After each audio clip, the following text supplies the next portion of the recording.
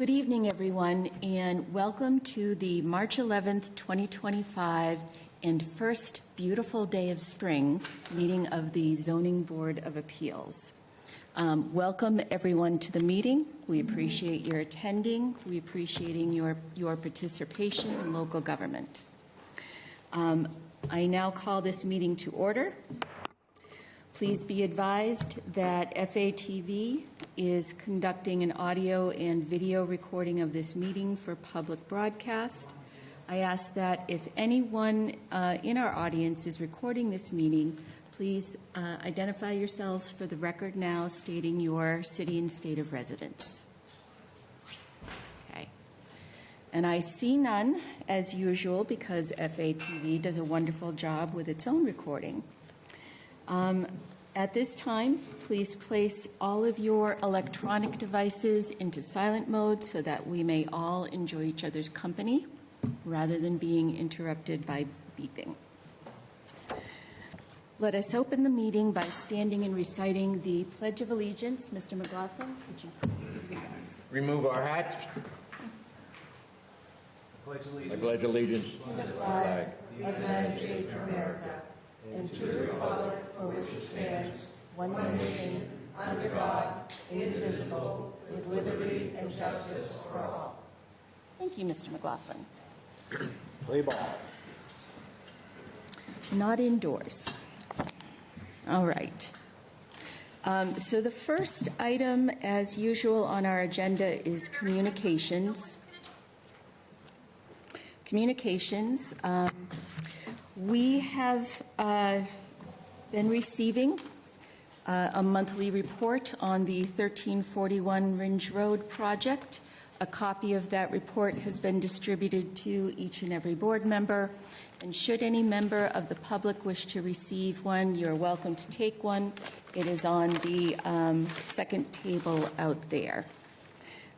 We have also received several recordings and photos from an abutter on that project regarding the standing water. And I will let everybody on the public know that the property owner has asked for their matter to be added for the agenda at the next ZBA meeting on April 8th. So that's when that matter will next be heard on review. Despite the fact that we have received communication from an abutter, the matter is not open for hearing before us tonight. So we will be distributing that to the board members, and we will review that at the next meeting on April the 8th. Right. We will be calling all review matters between 6 p.m. and 7 p.m. We do reserve the right to call them out of order if there is anyone who is not here or not prepared. The first matter on the agenda is ZBA 23-27. This is Mark Brito at 0 Cobbler Drive. This is a review of a special permit under Section 181.313E5 of the Fitchburg zoning ordinance to open a contractor's yard and erect a 4,000 square foot steel building to be used for storage pursuant to Section 181.94 located in the industrial district. Mr. Brito? Welcome to the meeting. You're welcome to stand there or sit at the table at your discretion. Okay. Okay. I'll sit. A little easier. Okay. Thank you. All right. So we are here for a review of the project and very specifically the project's compliance with the conditions of the special permit. Yep. And I just want to say to you, having driven by the project, that your, attention to detail in the project and completion and the quality of the project fulfilled my hopes when I saw how you had kept your other business. Thank you. And I do think, in general, the project, has been well completed. I have a couple of questions, but I think you're probably going to know what the primary one is. You are currently using the property to store a massive amount of cars, and I understand that's for a dealership. but that was not the use that you were approved for. I did speak with the building commissioner on this, and I appreciate that you reached out to him, that you got a zoning determination from him. There is some discussion between he and I whether it's a matter that goes to the planning board for a special permit or whether it comes here, and that's depending on how the use is classified. But at any rate, a special permit is required to conduct that use, but you have started to do so. Correct. Okay. So, understanding business wants to move faster than permitting can, right? I understand that. And this board is not the enforcement body, but you are in violation of the zoning ordinance at this time. And the building commissioner is the start of the resolution of that, but you're not using the property in compliance with the special permit. So I do want to understand from you today, because you have a special permit to operate a contractor's yard. And as I remember, there was, I think, some pipe and other construction Correct. material that was Yes. in there?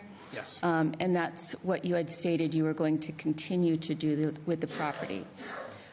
Are you going to continue the contractor's yard in any sense, or is it being abandoned and you're moving to the different use? As we were building, the contractor's yard was a tenant of mine for 16, 17 years. We signed an agreement last year when I got approval to put the building up for them. In October, they decided to leave, so they're no longer taking the property. They actually left at the beginning of December, okay? So during this process, we had pretty much done all the work other than the final plumbing, electrical, and the build-out of the interior office. I put everything on hold because I didn't want to put the rest of the office in for, I don't know who would be in it, okay? So we said, let's just hold the project. I think we completed everything outside that was necessary, and started to look for people to come. I currently have 3 people that all of a sudden wanted it. Nobody has, we are looking at letters of intent with people. I talked to the building commissioner and trying to move forward. In the meantime, the car dealership said, can we put cars here? And I guess I'm not supposed to. He came and put cars there.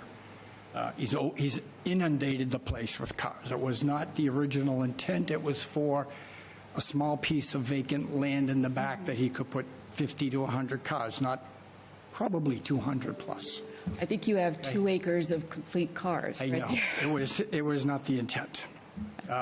He's overstated. He's done more than necessary at this point.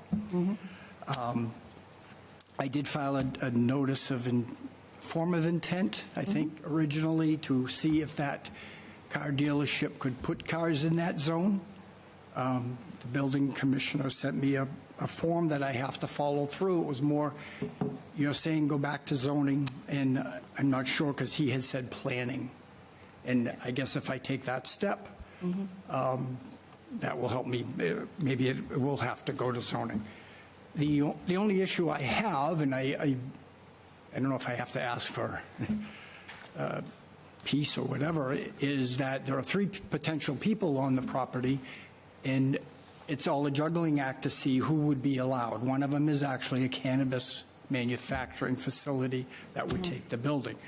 They have a process to go through the city and through the Cannabis Commission, I guess, in the state of Massachusetts. Yes. So it's a 3, 4, 6-month process, I'm not sure. It's a while. It's a while. It's a while. And most of the time, that's not at the local level so much as at the state level. Correct. That's what I'm aware of now. Yeah. Yes. So when I all of a sudden I had no tenants, and we advertised and had 3 prospective people come. We've had more, but I mean, 3 people have shown a serious interest that I am juggling now with trying to find the right tenant with everybody's approval to see if it's a fit for the town and for the land. Okay. So, As far as the car dealership is concerned, I mean, I can go to the planning office tomorrow. I know for a fact they still pay rent from their old place because they were waiting for approval. He said, we're not going to, we know this could be temporary. I can run over to the planning office. I hope they are paying you too. They did, yes, they started, Okay. yes. Yes. I don't know how that's going to proceed. They don't know how that's going to proceed.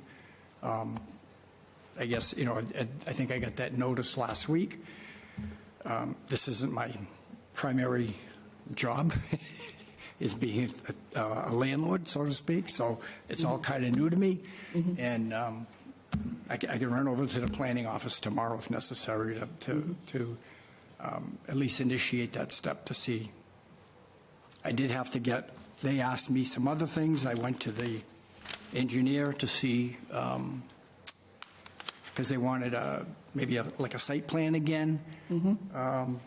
Building commission said maybe you don't have to do that because nothing's really changed. So there was a couple things in the air as I progress on this road. Okay.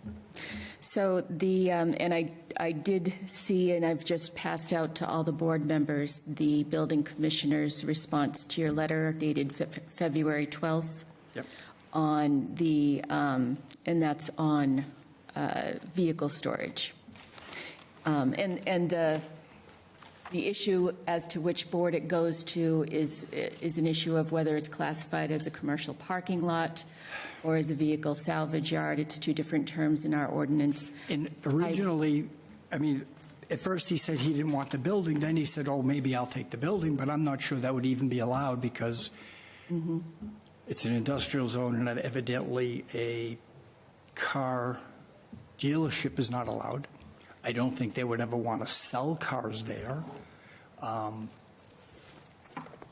So they're he's on one side and I've got the other guy on the other side trying to get permits. So I'm kind of in a limbo spot at this point.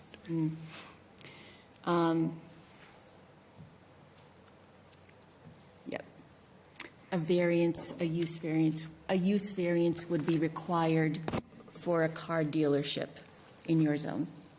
I mean, I don't think he ever wanted to run a dealership. He was just, I originally advocated for him to take the building because I needed somebody in the building and said you could use it as, I don't know, clean your cars, get them ready before you bring them to the, back to the lot. But that wasn't their intent at the time. They're just looking for parking. So I would say to you, understanding that the future use is a little bit uncertain, but there is definitely at least one use going on there now. Okay. File your application so that use can be legal, okay? And go from there. If you're looking at a commercial parking lot and you're also, if that's what it's designated as, and you're also looking at a cannabis business, both of those are handled through the planning board. So that and I believe that there is, or at least at one point, there was something about not conducting a cannabis use on the same lot as any other use. That may have changed, but you may be able to proceed on both permits through the same board. Whatever it is, please don't start conducting a use there until you have the permission for it. And so I encourage you to go tomorrow, put in the special permit application for the planning board or the zoning board, and get permission for the use that you're currently conducting on the property. Okay. So I'm going to look at the other conditions of your special permit that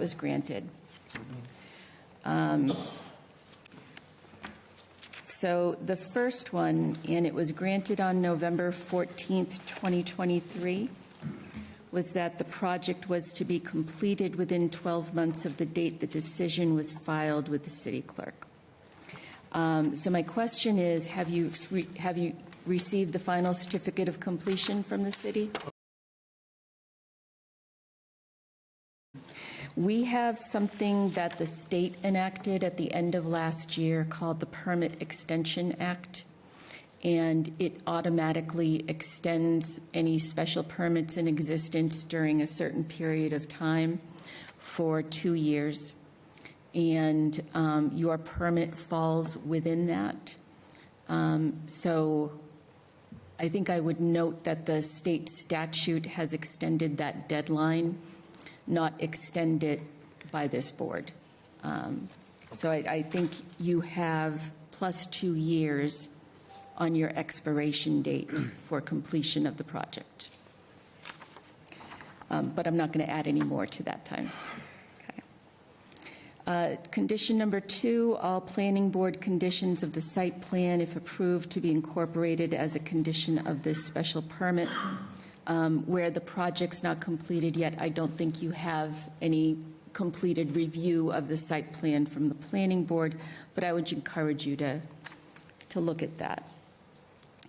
The existing chain link fence bordering Cobbler Drive shall be replaced and the new chain link fence kept in good repair, and I did see that you had replaced the fence, so thank you for that. Construction is to be in conformity with the plan submitted and dated September 5th, 2023. I believe that plan, because it did have an asphalt pavement leaving to the building, stated that the remainder of the ground was to be treated with road leavings and rubble and gravel, so I do think that's in conformity. I did see that you built the drainage retention pond on the side. So I will leave it to any board member to, if they noted anything that was out of compliance with the plan. And then exterior storage to be located near to the rear property line. That is not in compliance because A, you're not using it for a contractor's yard, and B, the things that are being stored, which are cars, are every single place that they will fit on the lot. Yeah. And that's some. And number 7, the site to be kept clean and free of construction debris during construction. And so other than a couple cardboard boxes here and there, I think you've kept the site clean. And I do know that installation of the evergreen landscaping was part of the site plan, and I did see that you had completed that. So I am going to look for public comment and then see if any board members have questions. But I do believe on this property that you need to figure out what you want to do. And we're going to need another review to determine the fallout from what you decide to do. Okay? All right, first I am going to go to questions. Is there any person here present who would like to make a comment or ask a question on this matter? Seeing none, I'm going to look online to see if we have any persons who would like to comment. If so, please raise your hand. We have none. So I'm going to go to board member questions and comments. Mr. Byrne. Okay. Mr. Talbot. The project came out really nice, but has the dealership indicated that you want to rent long-term or just temporary? Long-term. Actually, they wanted to do a 3-year lease Okay. to start with 3-year extensions. So it's worth going through the process of planning. Okay. Thank you, Mr. Talbot. Mr. Gallagher, any questions? Yes, thank you, Madam Chair. So in general, I think the building looks great. I think you've done a good job. My question is the lot just being used to store the vehicles, or is there any type of sales going on the lot? No, it's just storage at this point. Just storage? They're just parking the cars there. Okay, you say at this point. What about going forward? No, that's all it's there for. Okay, all right, thank you, sir. Okay. Mr. McLaughlin? Thank you, Madam Chair. Is it a local dealership? Yes, it's McGovern, which is on Route 12. Yeah. They jumped on it because of the proximity to their location. Gotcha. They were going to the GMC dealership. We used to be Schepter Lanes in Lunenburg. Yes. Is where they had the cars. So this really enhanced their productivity because it probably saved them 20 minutes or so to go get a car for a new client. So he kind of hurried up in. Great. Likewise, you've made substantial investment in the city with your oil company, and you've made a substantial investment with redeveloping this piece of property. I think everybody appreciates that. I think you had a circumstantial change. Yeah, my which intent was to be here completely puts you in a today. different direction, right? So, I think it's a good idea to look at a continuance to try to give Mr. Brito the opportunity to sort out the changes that he may need to request. Well, especially where you had an ongoing plan and it's changed in December. It's very unfortunate. Thank you. I do understand, I do understand the need to get a new tenant in to support all the money that was expended on construction. And I actually, as far as I can tell right now, I don't have any objection necessarily to the use. It may in fact be a lesser impact use than the one that you have been approved for. There's certainly more things there. Yes. So I think it needs another look to see if there's any different considerations. Certainly, if you're going to continue with that, the exterior storage at the back is not going to work for you. So I would ask that you go and make an application to approve the use that you're currently conducting. And I do want to set that out for another review date. I want to give you time to at least make some headway on that, the new permitting process. If you end up filing an application which leads back here, the application will be scheduled according to when it is submitted.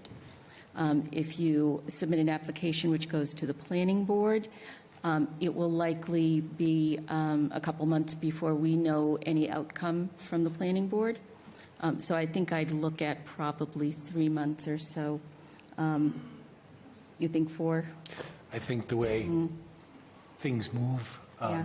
even when we seem to tend to allow for some extra time, it still never seems to be enough. Time is a tricky thing. So that would take us out to the July meeting. Okay. And that is July 8th, right? July 8th, always a Tuesday evening. Tuesday. So what I would be looking for at this time is a motion to approve a continuance of the review to March 8th, 2025, adding one additional condition that the permit holder shall apply for any zoning relief required within 14 days. I'll make the motion under ZBA 2023-27 for Mark Brito for the property of 0 Cobbler Drive for a continuance until July 8th with the changes in conditions as stated by the chair. Do we have a second? Second. All those in favor? Aye. Any opposed? None. So I understand that if there is drawings required, they might not be available within 14 days, but at least submit the application. Yes. Okay. Yes. Thank you very much. Thank you very Thank you much. for your time. Good luck with everything. Thank you. Okay. The next matter I am going to call is ZBA 24-30. This is Tufik Boulos for 672, 678 Water Street. This is the review of a special permit under Section 181.313D 11 and 12. And you're welcome to sit at the table if you would like, sir. Good. To transfer a prior special permit for the business use as a small motor vehicle sales and grant an additional use as a motor vehicle repair shop due to a business ownership change pursuant to Section 181.94, located in the Neighborhood Business District. Sir, welcome to the meeting. Thank you. Good evening. Can you please just state your name and city of residence for the minutes? Yeah, Tufik Bulos, 10 Albert Drive, Leominster. Great, thank you. So we last saw you, if I can find the right paper, Mercedes. The right paper.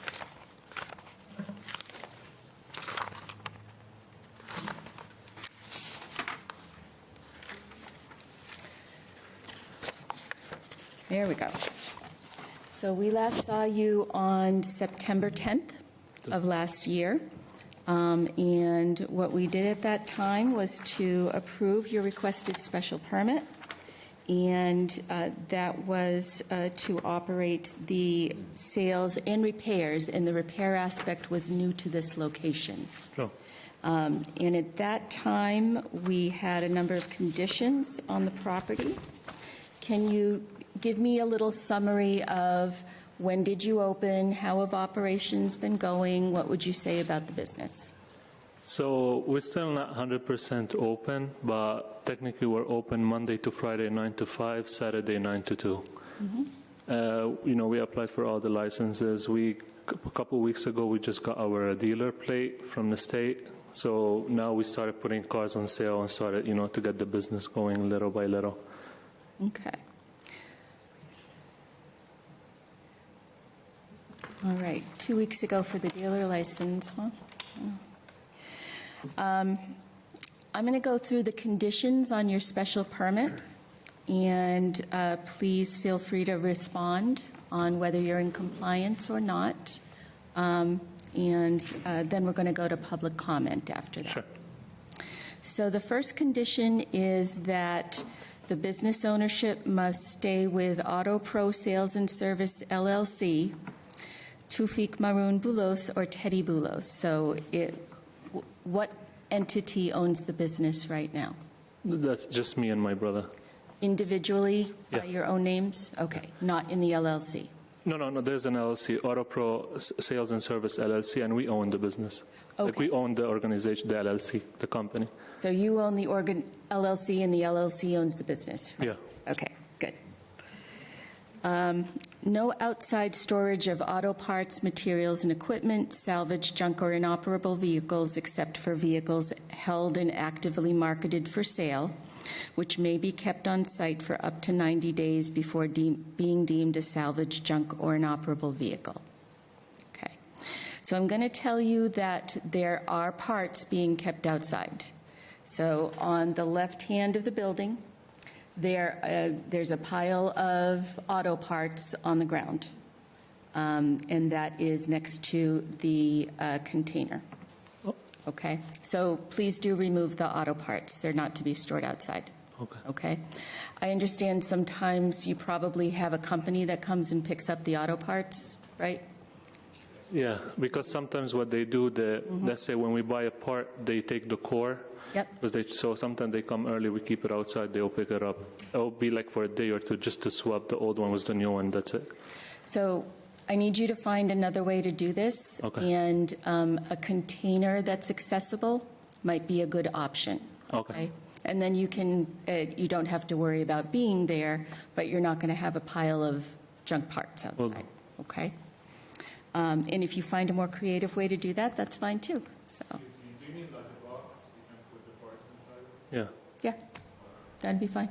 It would be very similar to, a dumpster, but you wouldn't have a pile of parts outside, you'd have a box, okay? No drop-off or charity donation boxes on site, and that was because a former owner had a overflowing donation box that was kept there for a while. The max number of vehicles stored on site for sale or repair is 22 vehicles. So I went there and counted, and you're at least one over, because you have a couple of vehicles inside as well. So please just watch the number, Will do. okay?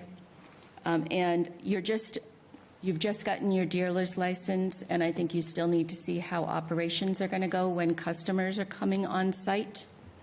But the reason for the 22 is so that there's adequate parking there.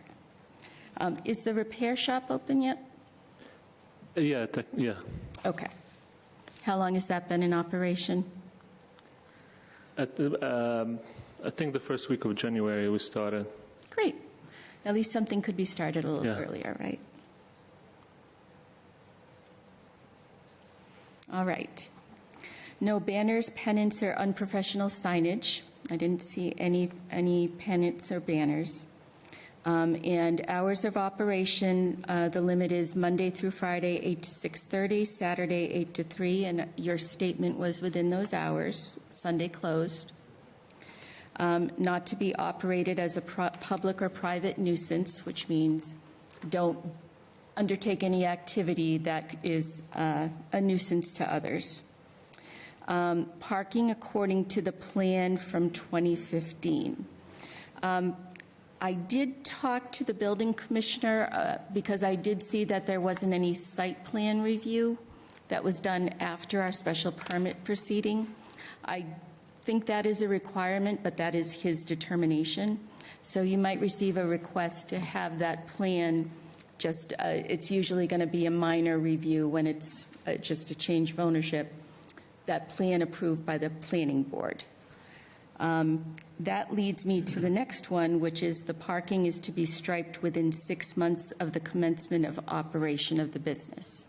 So at most, you've started operating in January, right? Because that's when the repair shop started, so it hasn't been 6 months yet. But to make this most efficient, if you go and make sure that the site plan is done so that we don't have any changes in the parking, then you're only going to stripe it once. So I would encourage you to go do that so that I there's think plenty of after time. I went there and we just we submitted the same plan, and then they said if it's the same one, we don't have to do anything. I'd ask you confirm that with the building commissioner, and if that's fine, then that's great. Okay. Okay?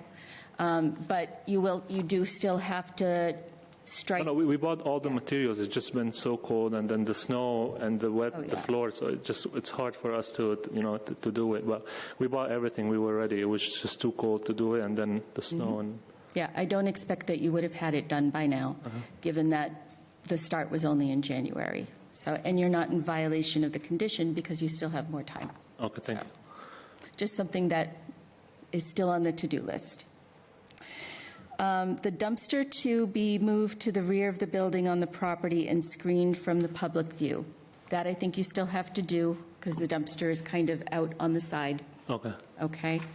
And the representation was that you could put it behind the building. So please, now that the snow's gone, see if you can get going on that. And again, I understand that if the company is coming, you may need to pull it out and then you put it back in. Okay? Will do. The storage container and all junk or inoperable vehicles to be removed from the property prior to the start of operations. And I did see that storage container was gone, so thank you for that. Thank you. All trash and debris on the premises, including on the slope behind the building, to be removed, and the rear of the property to be kept clean of trash and debris and be well maintained. I think it could use another sweep. If somebody, now that the snow's gone, if somebody can go down there and just pick up the trash. Will do. Thank you. And I really hope, no more trash goes down there. Yeah, sure. And then the applicant shall address any light pollution generated by the exterior lighting it proposes to install with the planning board through a site plan review. So again, you were talking about some tall lights, and I just wanted to be clear that that was within the review that was done by the planning board. sometimes those lights can cash, if they're directed wrong, they'll go towards the residents and become a nuisance. So, and then any conditions of the site plan review approval shall be incorporated as a condition of the special permit. So I think you still have some things to do on this list, but generally, I'm very glad to see the container is gone. And so if we can have a couple other things here addressed, then I think we'll be in good stead. Do you have anything that you'd like to add before I go to public comment? No, thank you. Your brother does. Oh. Can you just, again, say your name out loud? My name is And can you come, so otherwise people at home can't hear and the transcript doesn't come out? So I would like to add a comment about the dumpster. Just, it doesn't fit behind the building because of the slope, but like I'm trying to put it on the left side of the building, at the end of the building, and every Monday they come pick it up, I put it in the front. But it doesn't fit behind the building, I can't hide it. Okay, so the slope won't allow you to put it No, there? no. And you need that size? It's pretty big? The dumpster, you mean? It's pretty big. I mean, that's the smallest, the 2 yards. That's I the can't get it smallest one. like smaller than that. Okay. We'll have some board discussion on what the resolution might be. Do you have anything you suggest? Yeah, what I'm trying to do is I'm putting it in the back on the left side and I'm blocking it with the car. So this way it hides it and it doesn't, like, if you're passing on the street, you can't see it. Is there any reason you can't put a little fencing around it? Because screening is what was specified in the decision.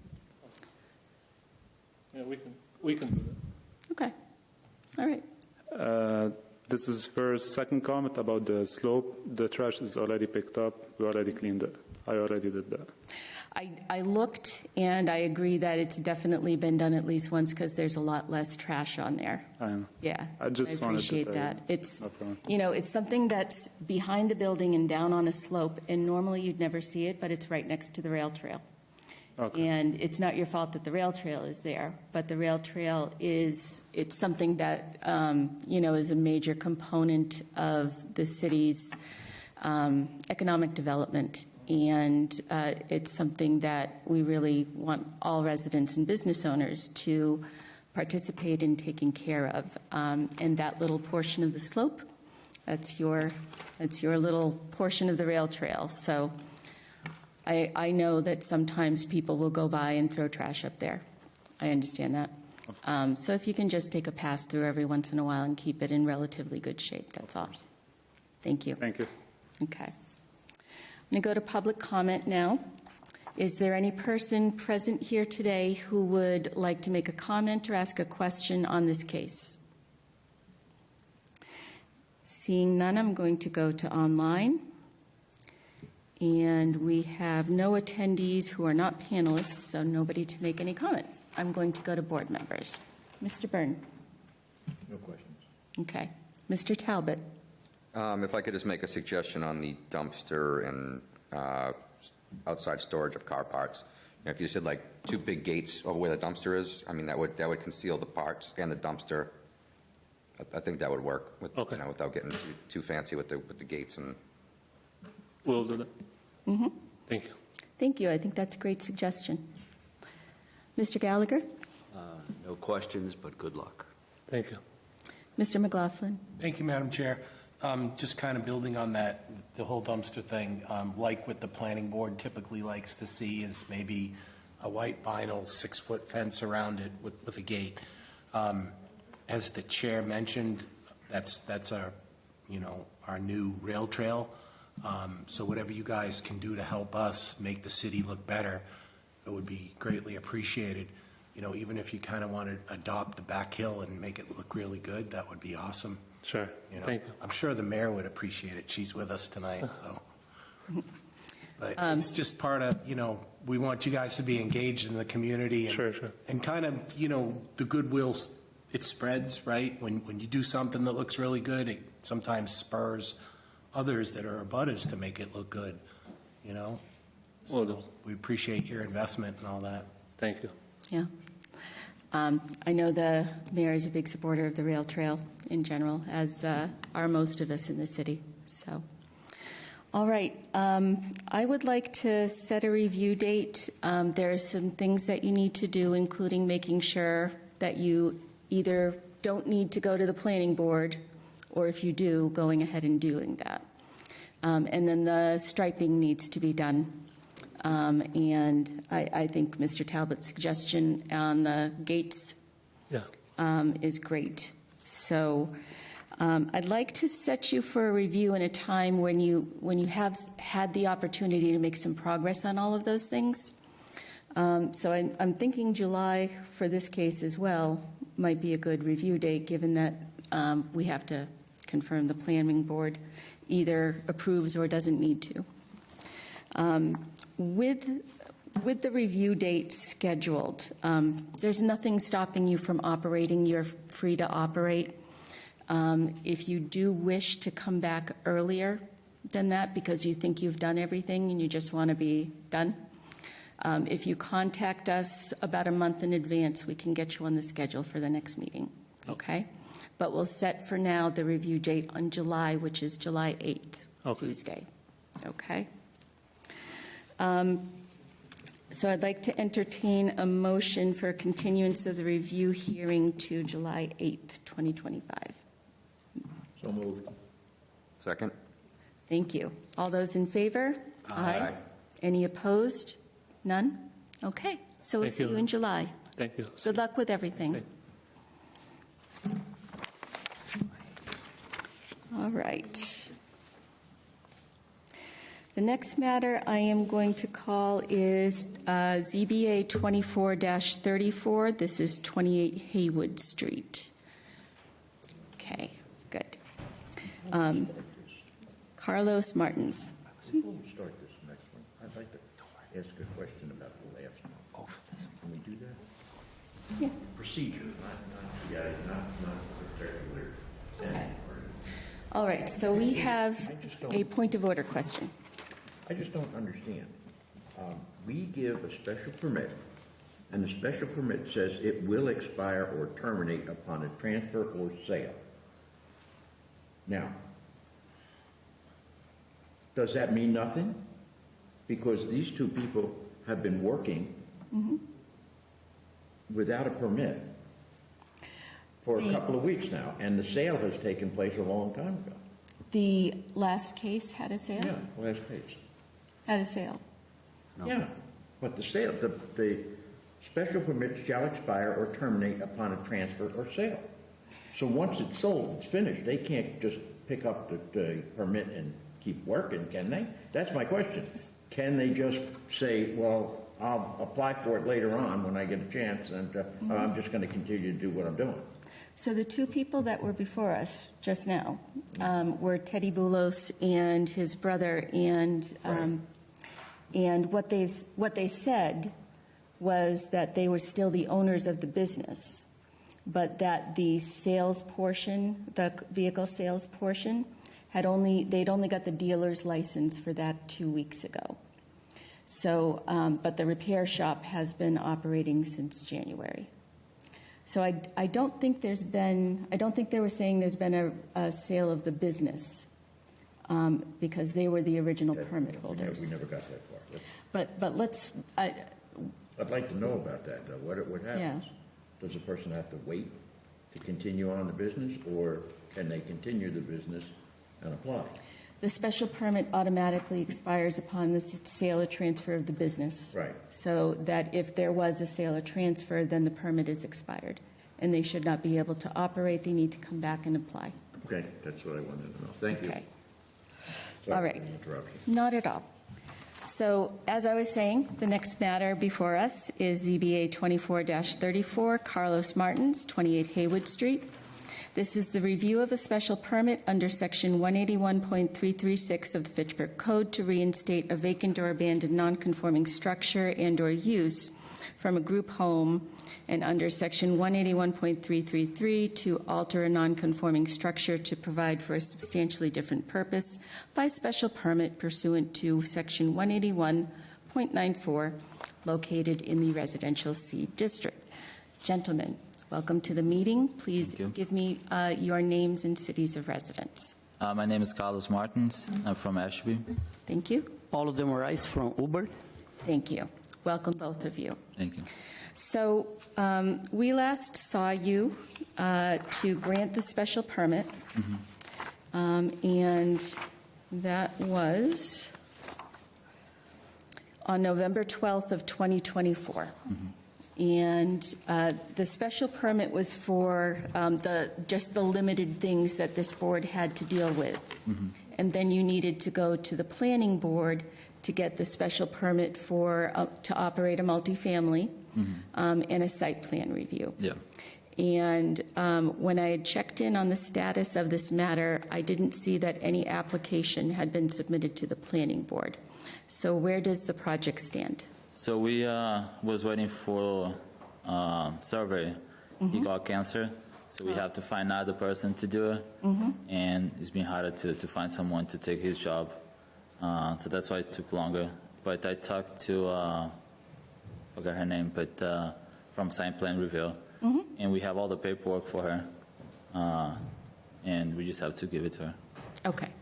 But we have everything now.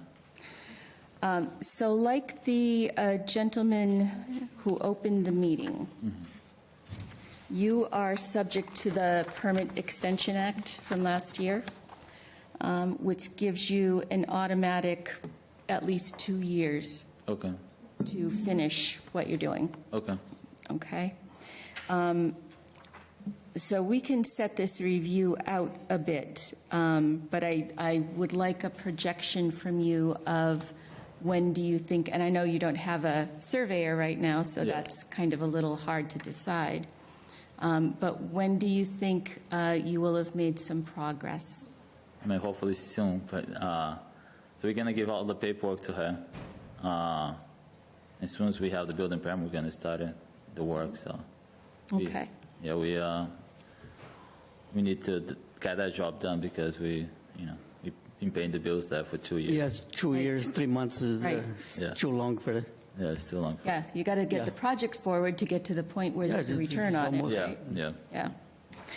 I did see you had started demo inside. We took the copper pipe off because to make a little extra money for the guys. That's fine. That's all we did. Yep. Just make sure if you're doing something that you pull the proper permit. I do think you need a demo permit for that, so just check in with the building commissioner. Yeah, I did on that. check with them about the copper pipe. Okay, He said as long as we just take the copper pipe off, it was fine. okay, Yeah, great. that's all we did, yeah.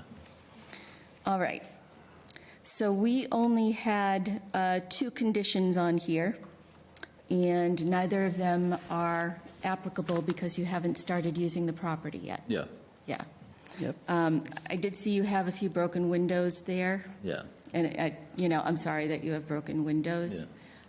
Yeah. We Please put board 'em. cameras in there just because of those, yeah. Yeah. But please do make sure they're secure or boarded so that we don't, have it become an attractive nuisance for people to go into, Okay. okay? All Because people going into buildings and trying to keep themselves warm, understandably, leads to destruction of the building a lot of the time, so, What do you need for okay? get the permit? No. Do you have any other comment you want to make before I go to public comment? So we just have to go through the site plan, then we can apply for the permit, right? Because we already pay for the permit. Yeah, so that's another question. Like, Yeah. when we apply, we pay before, like, that's typical. We pay for the permit right away as soon as we apply. So now, like, when you apply again, we have to pay again? No, I don't think. Yes, because I it's hope a not. different permit. So you came to us because you're a pre-existing non-conforming building. Yeah, we Don't make applied that setbacks. to them. Yeah. And to trick you guys, but then they ask us to pay 4,000 something for the permit. Oh, the building permit. Yeah. Yeah, the Yeah, the building building permit permit. is something completely different from the zoning permits. Okay. Yeah. That is something he has to deal with Felix. He won't be allowed to trump that on the application. Felix. Okay. All right. So the building department administers the building permit fees. Yep. And our building commissioner, Felix, is definitely the person to talk to about making sure that you're paying for what's appropriate Okay. and it's being applied appropriately. Okay, Okay? all right, Okay. that's good. All right. Is that okay? Is there any person present here today who would like to make a comment or ask a question on this matter? And again, we have nobody online. Ela precisa pra I'm nós going to pegar go to esse board prêmio. members. Mr. Byrne, Mr. Talbot, Mr. Gallagher. Yes, I think it's a great project, but I'd like to know when your new surveyor is scheduled to go out there and do the work required. So, We for just divide inside the building. It's not going to do nothing structural and not. What I have to do now for the. We can start with the. Well, I think you mentioned that you were going to have a surveyor come out, your other yeah, because surveyor. the that's sick. modular we can do outside. Yeah, outside. So we have to I'm do talking the about survey. outside, Yeah. yeah. So the survey, the other guy we had, just gonna transfer the job to the new one. Okay. It's pretty much done. You just have to transfer into the water, like drainage and all that stuff. So probably in 2-3 weeks to get that done Oh, for us. good, okay. Hopefully. But I mean, I want to see if I can start inside, getting the inside done, and so we're waiting for the outside. Like we need, the guys need work to do. We kind of slow Right. now, and Right. we need get stuff done. Well, I think it's a great project, good luck. Thank you. Yep. Okay, Mr. McLaughlin? Thank you, Madam Chair. The building's abandoned now, right? Yeah, it's not. Yeah, it's vacant. Yeah. Is it Yes, it's vacant. secured well? Yeah, it is. Yeah. Yeah, security. Yep. Just when I had heard that you had removed all the copper, I'm just a little concerned about water to the building, if it was sprinklered and heated. No, all the water is shut off. We don't have a sprinkler in the building Okay. right now. Yeah. Okay, so And I contacted the fire department about the fire alarm. Yes, So, there's a fire alarm over there. yeah, it's done. Yeah. great. And a camera. Yeah, we have cameras there too. Yeah. Good luck, gentlemen. Thank you. Okay, thank you, Mr. McLaughlin. So given what you've told me, I think that I would be looking at maybe a September review. Okay. Maybe a September review on this project, because you do September? have a lot of... No, just a review. Oh, just No review, yeah. No, nothing to do with the permit, just a review, Oh, so we okay. can. No, the conditions, yeah. just when Yeah, you get him scared. update us. Yeah. I want to start there sooner. Oh, I hope you start before September, yeah. No, just when you've made, I want to pick a date for you to update us Okay. when you've made some progress. All right, sounds So, good. September, and that would be Nine. September 9th. Okay. Always a Tuesday night. All right. So, do you feel like you'll be able to have made some progress by then? Oh, I hope we have. Yeah, and pretty next much month, done. please. Yep. Yeah. Yeah. All right, so I'd be looking for a motion to continue the review So moved. Second? to September 9th, 2025. All those in favor? Aye. Aye. None opposed? Good luck, gentlemen. We'll Thank see you. you in September.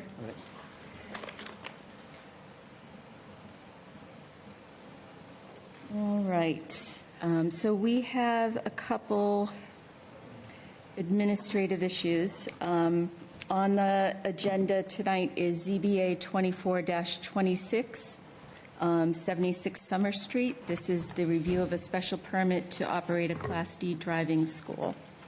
And we had received a email from the permit holder, Good Day Mercedes. I received the attached notice of meeting, but an unavoidable event occurred that will make me unavailable on the date of the meeting.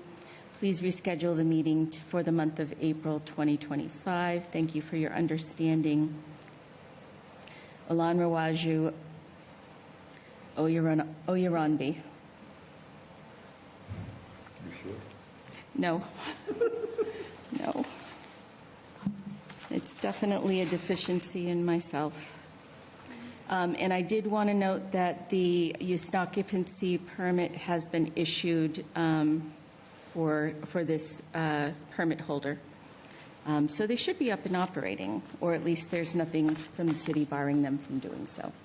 He told me he was operating. He said he was operating. Is there any person present who wanted to ask a question or make a comment on this matter? And there is no one online. Would any board member like to make a comment? This is the first review scheduled for this gentleman and the first continuance requested. Seeing none, I'd like to entertain a motion on continuing the review hearing to April 8th, 2025. So moved. Do we have a second? Second? All those in favor? Aye. Aye. Any opposed? None. That review is continued to April 8th, 2025.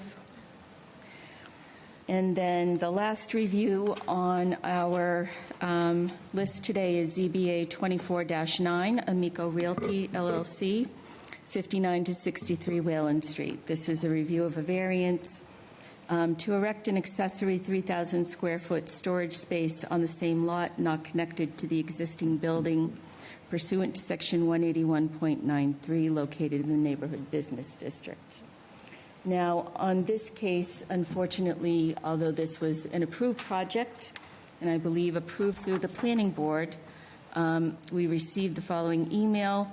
Hi, Mercedes. Per our conversation on Friday, we will no longer be pursuing this project at this time. If you could please take our project off the agenda, that would be appreciated. Thank you, Michael Amico. So unfortunately, this project, for whatever reason, is not going to move forward.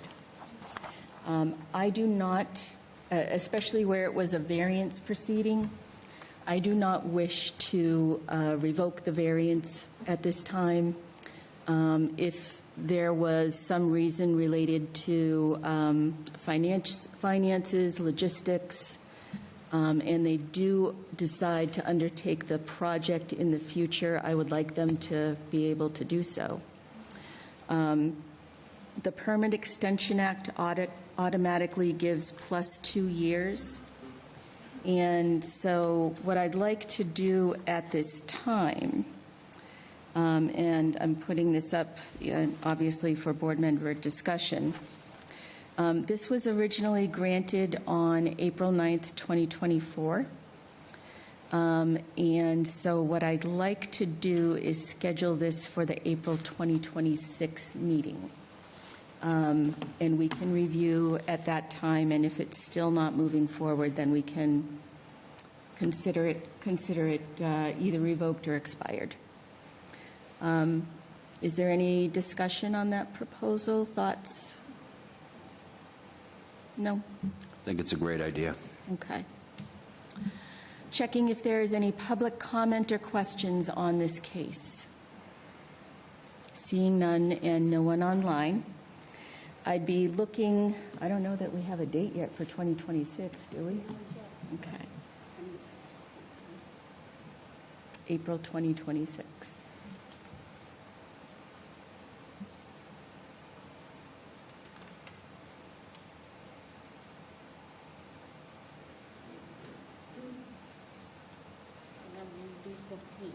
Okay. Look for a motion to continue the review hearing to April 14th, 2026. So moved. Do we have a second? Second? All those in favor? Aye. None opposed? That matter is continued to April 14th, 2026.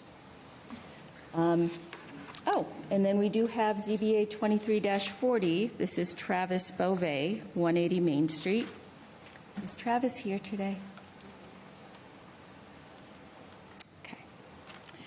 This is the review of a special permit under Section 181.313D12 of the Fitchburg zoning ordinance to occupy and operate an exhaust and auto repair shop pursuant to Section 181.94 located in the downtown business district. All right. So this matter has been before us a number of times, and we have rescheduled the review a number of times because the applicant has asked for an extension, and I should say the permit holder has asked for an extension or has not shown.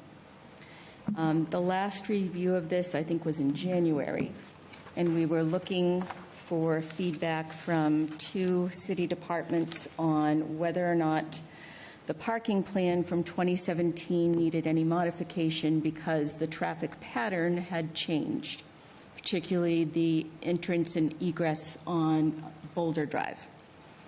And though we have no communication from the permit holder, right? Okay. I was very nicely able to reach Lieutenant Culley at the traffic department yesterday on, I think, what was his first day on the traffic department, that given that Sergeant Boudreau has retired. And he went down and took a look at the entrance and exit, and he did not have any concerns, but he did want to make sure that Ryan Colleen over at the City Engineering Department confirmed that. They also had no concerns. Regardless, we do still have a condition that the parking needs to be striped, and that has not been completed. And we have a permit holder who is once again not before us and has not contacted us to request a continuance. Is there any other person here today who would like to make a comment on this case or ask a question? All right, we have none. I'd like to hear some feedback on what we should do with this case from the other board members. Anyone? Go ahead, Mr. McLaughlin. I had a chance to really see it through the winter, right, and how he's operated. I think he's done a great job. Kept it clear, kept it organized.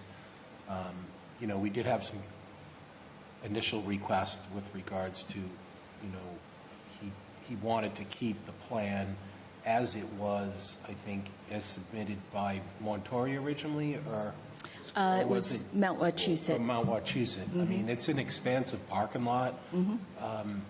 You know, as I had mentioned before, he ran a successful business on John Fitch Highway. He was extremely meticulous. He continues to be so here, but he does need to come in before us. And I think now that, like others that were here tonight, that now that the weather is cleared, that, you know, people will have an opportunity to look at striping what needs to be striped. It's just, it's an enormous parking lot, and I really don't see any issues based on his operation thus far. So. Okay. Any other board member have a comment? Mr. Talbot? So my understanding is he wants to use the striping as it is. And he submitted a plan that has a revised layout that Mount Wachusett was going to use, and he no longer wants to go with that plan. How do we get him relief on the plan that he submitted? So he submitted the Mount Wachusett plan. I believe so. And you're stating he wants to use a different plan? He wants to use the striping that's there. He said the striping that's already there works out better for his business. That's what I thought. But he obviously, when he applied for the permit, he submitted the most recent plan he had, which was the Mount Wachusett one. He just doesn't want to go with that striping layout. So so there needs to be a plan, Okay. right? And so if it's striped according to an earlier plan that he has, and I do think the city's had a couple of plans on record, but Mercedes it can tell me better than me. What he submitted is the only plan I found. The only And plan. it was from Wachusett. Okay. I could not locate anything.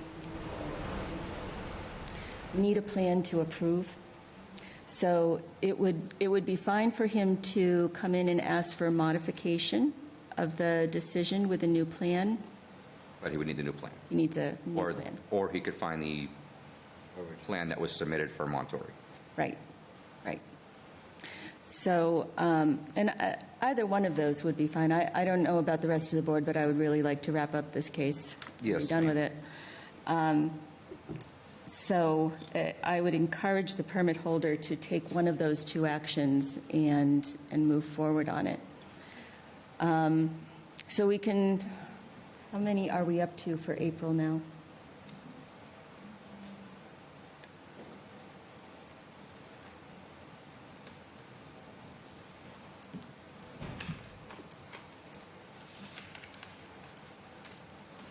So we got 6 so far. Okay. with the 2 we added tonight. So we're up to 8. No, think- with that, we have 4. Okay, so we're We 6. added 2. Okay. Tonight, so we got 6. All right. So I think we could add that to April. And I would encourage Mr. Talbot, if you're, or Mr. McLaughlin, if you're in communication with the gentleman, I would encourage him to take one of these options. And then we can wind up this matter. Is it possible to accept the special permit or grant the special permit with the condition that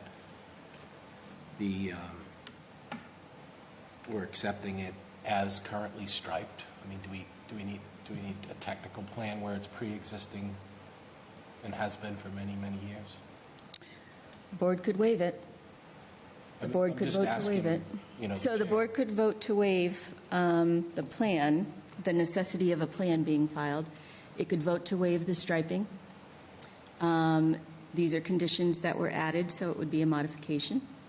And it could vote to, especially if we're not approving a plan,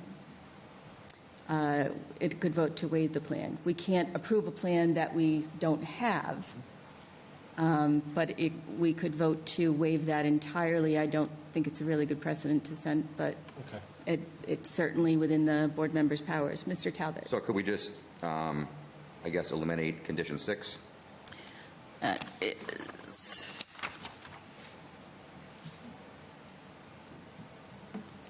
It's possible, yes.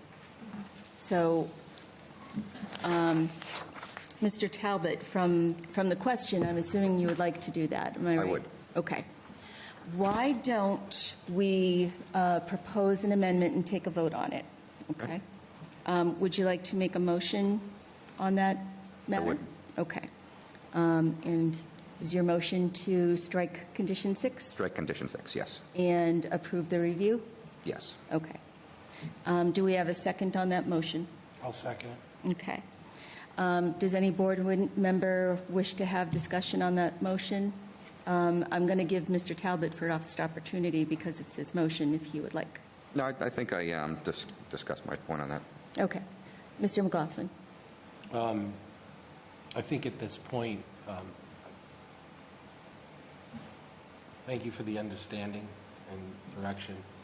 I would like to at least see the applicant here, because he has missed the last 2 meetings, and maybe have this discussion while he's here to have some feedback Okay. at this point. So thank you. Thank you. Mr. Byrne, any comment or discussion? No. Okay. Mr. McGallagher? Yeah, I agree with Michael on that. I'd like to see what the applicant has to say. Okay.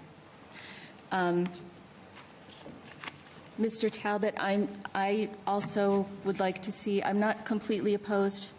The statement from the traffic department puts me much more at ease about that entrance on Boulder Drive, which is really what my main concern is. But would you be willing to table the motion to the next meeting and see the applicant? Yes. Okay. Thank you, sir. All right. Then I would like to have a motion to continue the review to April 8th, 2025. Make that motion. And so I'm going to take that as a motion and second. All those in favor? Aye. None opposed. We will hear that matter again in April. Mercedes, I know that you have been sending notice as required to the applicant, permit holder, but could you make an extra reach-out effort to Mr. Beauvais? All right. So this brings us to the new matters on our agenda, and we are only 12 minutes behind. Very nice. Does anybody need a break before we move on to the next matter?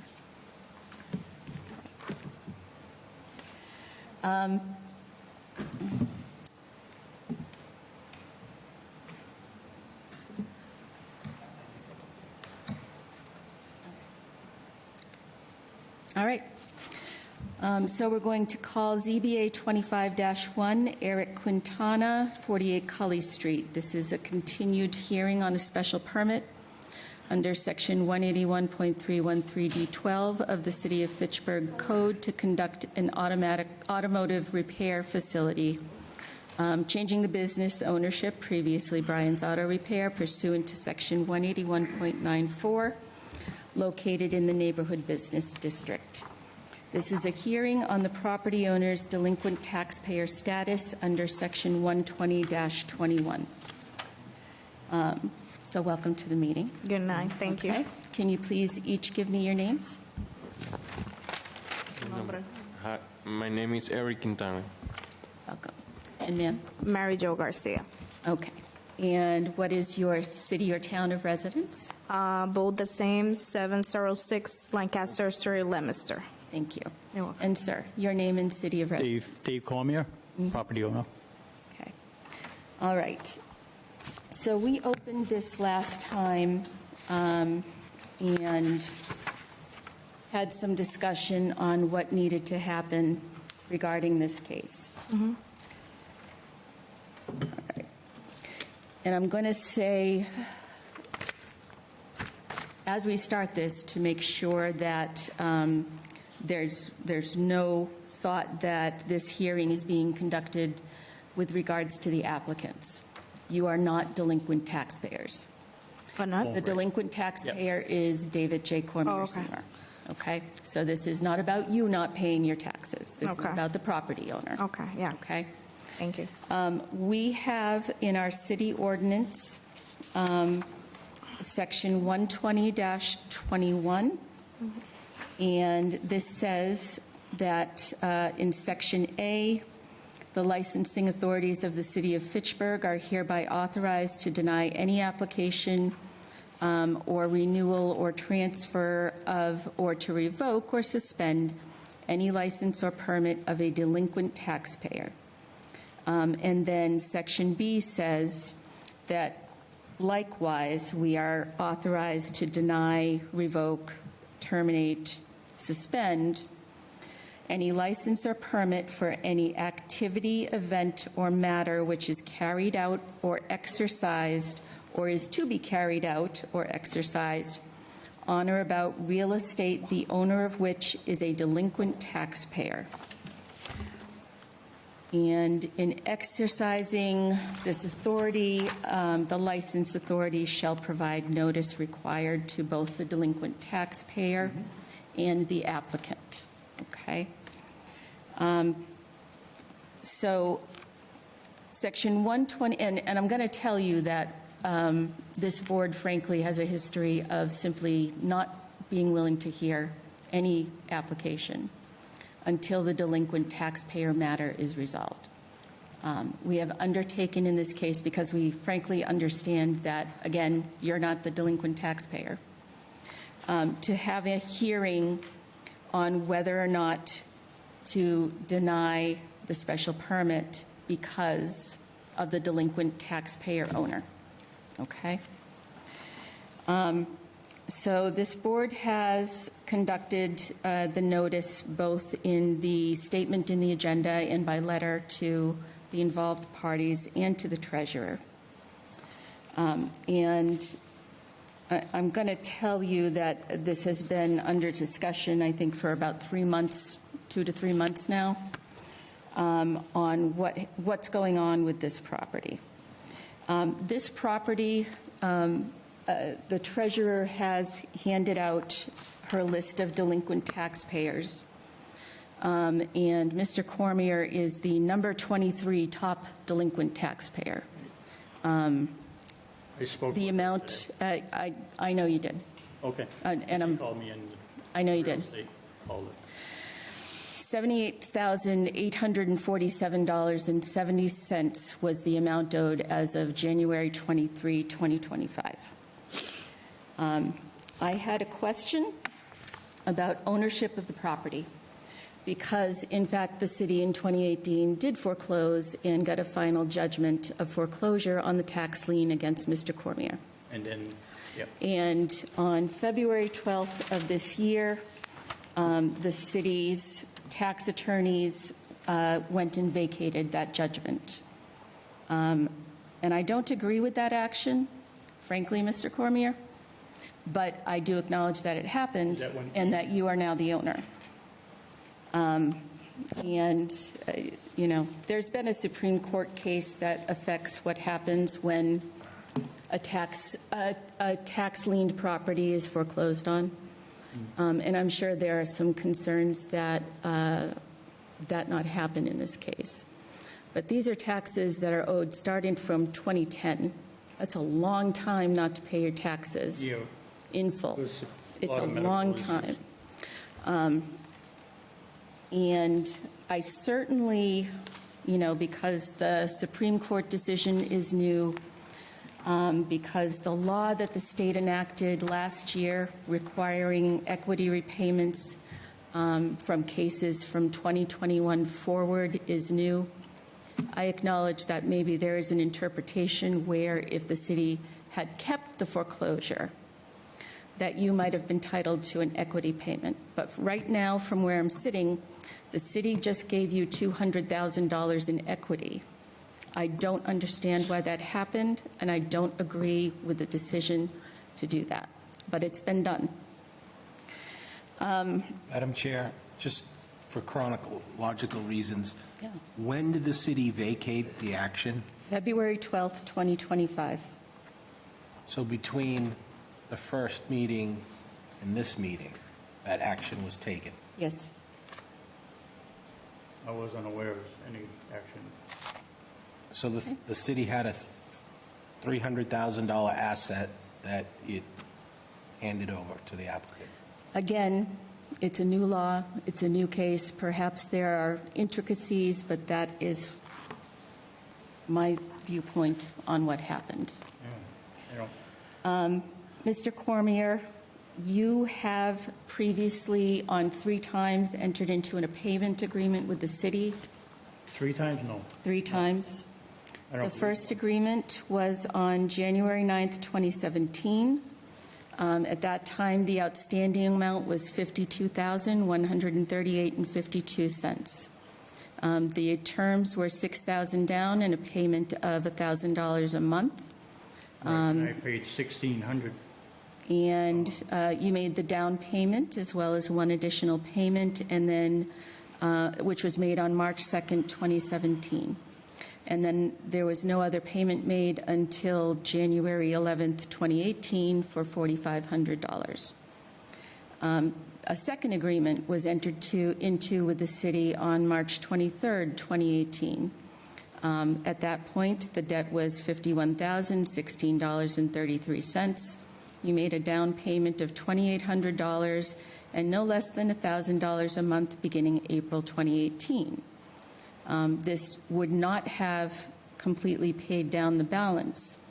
And then the agreement stated that the parties would discuss it again on January 31st, 2019. You made a down payment of $2,800 on March 23rd, 2018, but no additional payments until February 11th, 2019. And at that point in time, you made payments throughout 2019, but you were not consistent and you were not always paying the $1,000. How much was that? 1,000? Was the monthly payment. The third agreement was reached on January 3rd, 2020 for $64,031.38. There was no down payment, and the payment was to be no less than $1,500 a month beginning February 2nd, 2020.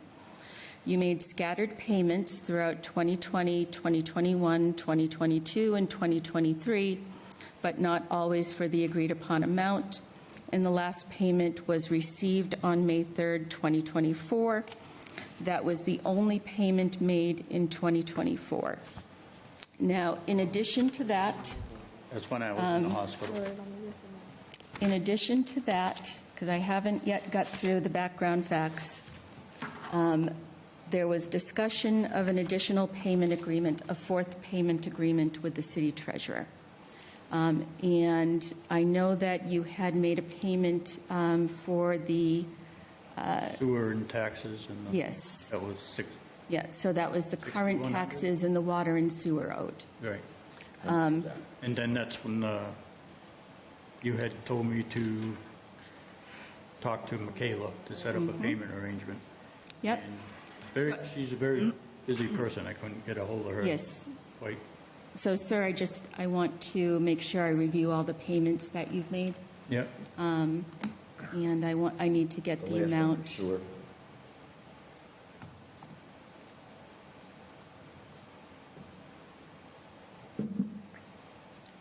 $5,100 Yep. to cover for fiscal year 2025 taxes, as well as outstanding water and sewer charges. There's been several arrangements proposed for the fourth payment agreement, but what I need to note today is that as of today, there is no payment agreement. I talked to Michaela, so. You did. And, And the proposal that you made to Michaela Horn, our city treasurer, and I do just want to note that we are not privy to everything that went on between the treasurer and you. Right. And I do not know if there was some other reason the treasurer delayed taking action. And also, our current treasurer has only assumed the job since July. Yes, she's very busy, very hard to get a hold of. So the proposal discussed with the treasurer right now is that you are going to sell the property that you own at 214 Lincoln Street. I did sell it. I have. And so what you've given to the treasurer is a purchase and sales agreement, I did. and the sale would take place on May the 2nd. It was, she gave a date of, I think, May 5th. But May 5th to pay, but you have Right. stated that the sale would take place by May 2nd. probably before that. Okay? That's what she had spoke with Armando Garcia. He's the salesperson. So there's no MLS listing for your property. I'm sorry, what? Your property is not publicly listed for sale on any Realtor website. It's, yeah, sure it is. She spoke with him.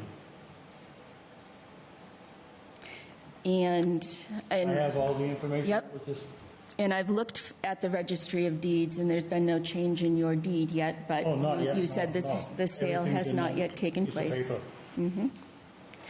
paper.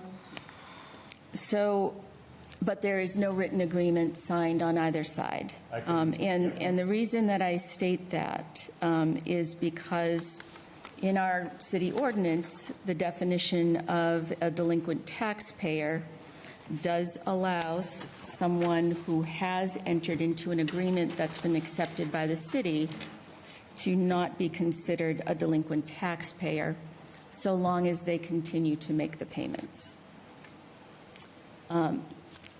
This is all of the factual information that I wanted to put before the board before discussion is started. And sir, I have talked for a long time. You are welcome to make any statement you would like to the board I'm about. kind of confused of all the paperwork and all the stuff that I went through to get a payment arrangement, and I wanted to pay. I don't want to deal with the tax because it's 13% every day. It's quite high when it's owing me, and I work 4 days a week and do a lot of stuff on Marketplace. That's why I went to sell the house and try to get this payment off my shoulders. And it's, I don't know what you're saying when you're saying it's not on the market. I mean, I'm saying that Sure. the MLS system, which is the public listing system for sale of real estate, contains no listing for that property. And in fact So how do states I that it get has that not been listed? listed since you purchased it in 2002. I'm sorry, say that again? You purchased it in 2002? Right. Has not been listed since then. So you may have found a private sale.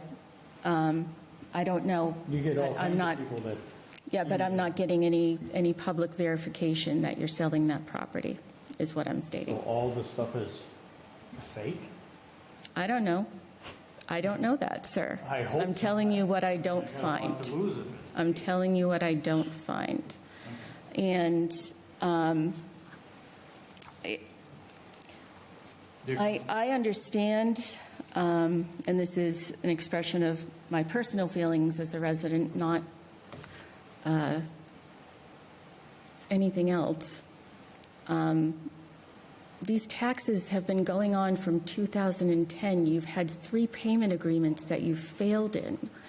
And I understand that people have issues and problems, and I think it's very compassionate and appropriate for the city to reach out and help them get back on their feet and reach a good resolution.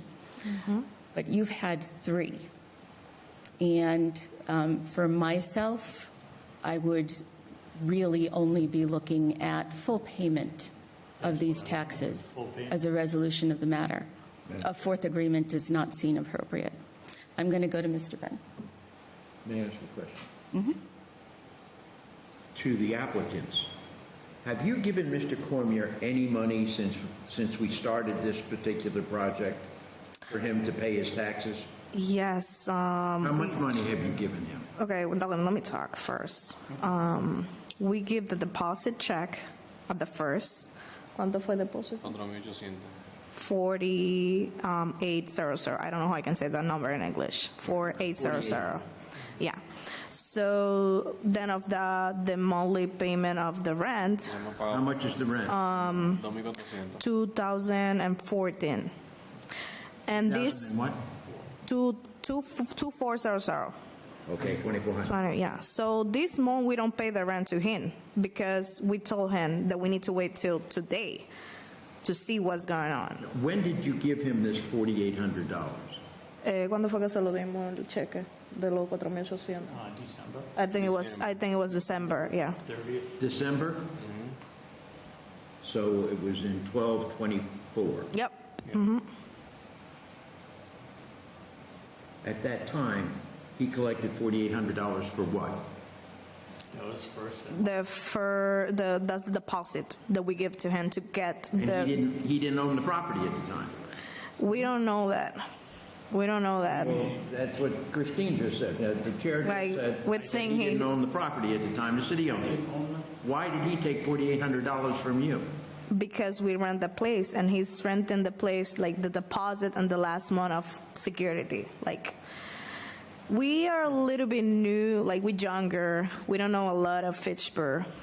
We have business in Leominster. And we noticed that we need to come here at the first to rent a place. We made this mistake. And yeah. And then like as younger, me and my husband, we just think like go like do good things and like work. You know, we just want to work. You want people to be fair to you like you're fair to them. That's the thing.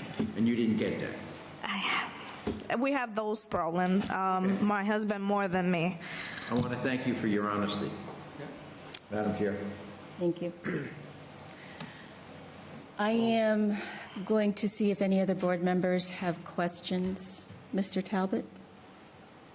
I don't have any questions, but I kind of feel bad holding us against the applicants.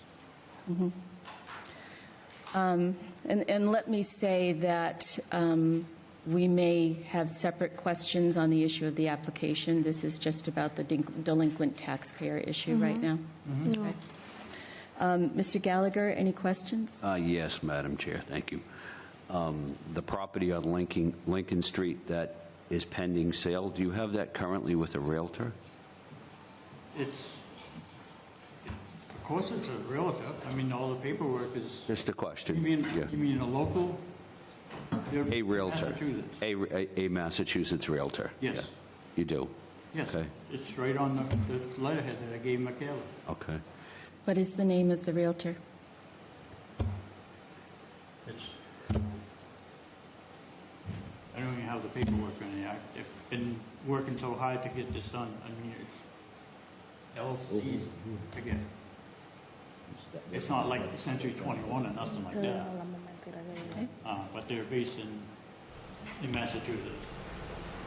And Maya, that's the other lady, she's supposed to be coming next week to take pictures of inside the property.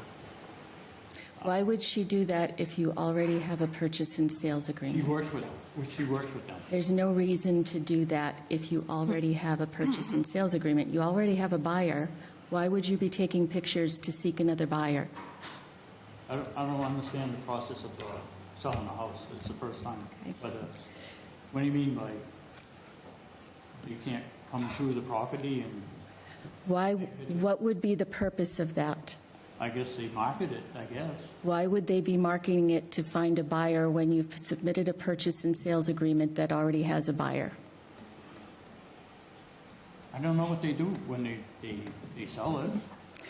And do you know that, in fact, I believe the Realtors Code of Ethics that they have to adhere to prevents them from listing the property when there's already a contract? Okay. I don't understand that. Mr. Gallagher, please. Yeah, I'm finish your not quite questions. finished. And for clarification, Yeah. have you already signed a purchase and sales agreement with a prospective buyer? Yes, You have? yes. Okay. It's, I forget the name of the process. And your closing date is scheduled for when? May, it was April, but they moved it to May, what do you say, May 2 May? is what you told the treasurer. May 2nd? Okay. All right. Thank you and good luck with that. Mr. McLaughlin? Thank you, Madam Chair. I think at this point, based on Chapter 120 that's been presented to us, that there's no written agreement where we cannot approve. So I would ask maybe that the board look to allow for a leave to withdraw and allow the applicant to reapply at the time when all this is resolved. I have, I'm willing to give their money back for, so I have reached out to our city solicitors because we usually just don't hear this, to understand, to ask about the options that are available to us, because I wanted to make sure we knew all the options. The ordinance says may, so we don't have to, we may. It's within our discretion. We may deny, revoke, or suspend. And what I reached out to, because again, I just need to finish this, but I'll go back to you. We have applicants before us here who are not really at fault. Whether we could, if we were inclined to hear and approve the special permit, whether we could approve and suspend the special permit until the taxes were paid, or we didn't have a delinquent taxpayer. And the response, which I appreciate coming so quickly, was that we can't do that, but the similar thing would be to, if we wish to otherwise approve the special permit, grant it, but impose a condition that it would not become active and could not be used until a date certain and provided that the taxes had been fully paid. So we could use a condition to do something similar. Mm-hmm. So that is to understand the full range of what we could do. Okay. I feel for the applicants, yeah, I but understand. wholeheartedly, based on the history, I have no faith, and I would make a move in the other direction with regards to the bylaw. Okay. The history goes back to 2010, and tonight you've also conveyed that there's outstanding water and sewer. That's been paid, but there was outstanding water and sewer. So Yes, this is a substantial amount. it is. I did note that you wanted to say something. I was thinking and told my husband, if, I don't know if you all agree that we can, because we have a lot of money investment in there, and I don't know Mercedes, so I can say herramientas in English. Tools. Tools, yeah. Like $20,000. So she has like an average of $2,000 worth on tools. So, yeah. And are they tools that have been installed in the building? We left there some of those. And the thing is that if we can't like do something, like I was thinking to pay the rent to you guys, like monthly or every 50 days or something, like that we can start and do business, because it's hard. Believe me, it's hard. I absolutely. Yeah, and I know you all understand that this side of us, we only want to make business, like good business, how we is doing till we since meet, since we have 20 years already, 32, 30. We have like 10 years, 10 years in business, and all those years we want to do good things, you know. And for us, losing money, it's not business. Right. I absolutely understand. I do. And I don't think any member on this board, any of the feelings that have been expressed or the concerns are about you. Yeah. About you. I know. Yeah, because Brian was there for 22 years, and then a lot of new laws happened, because he went from Bob Leclerc's straight over to my building and didn't need any licenses, nothing, for 23 years. And the mayor was there, not just mayor. Also, excuse me that I'm interrupting here. We need to pay for a plot plan, a lot of money. For a what? Plot plan. Plot plan. Yeah. Yes. ¿Cómo cuánto fue que tú pagaste? Yeah, it was high, like because when I submit the application, it was asking me for a plot plan. I was searching a lot of people to do that because I'm a little bit new in this, and everybody was charging me a lot of money. And then the more cheaper that we found, it was $8,000. $8,000. And yeah, and then we told him, like, if he don't fund his plot plan, we'd say, hey, it's not our business. It's, you know, we rent them to you. You must have that. So we're gonna pay you the rent, but we're gonna reduce $500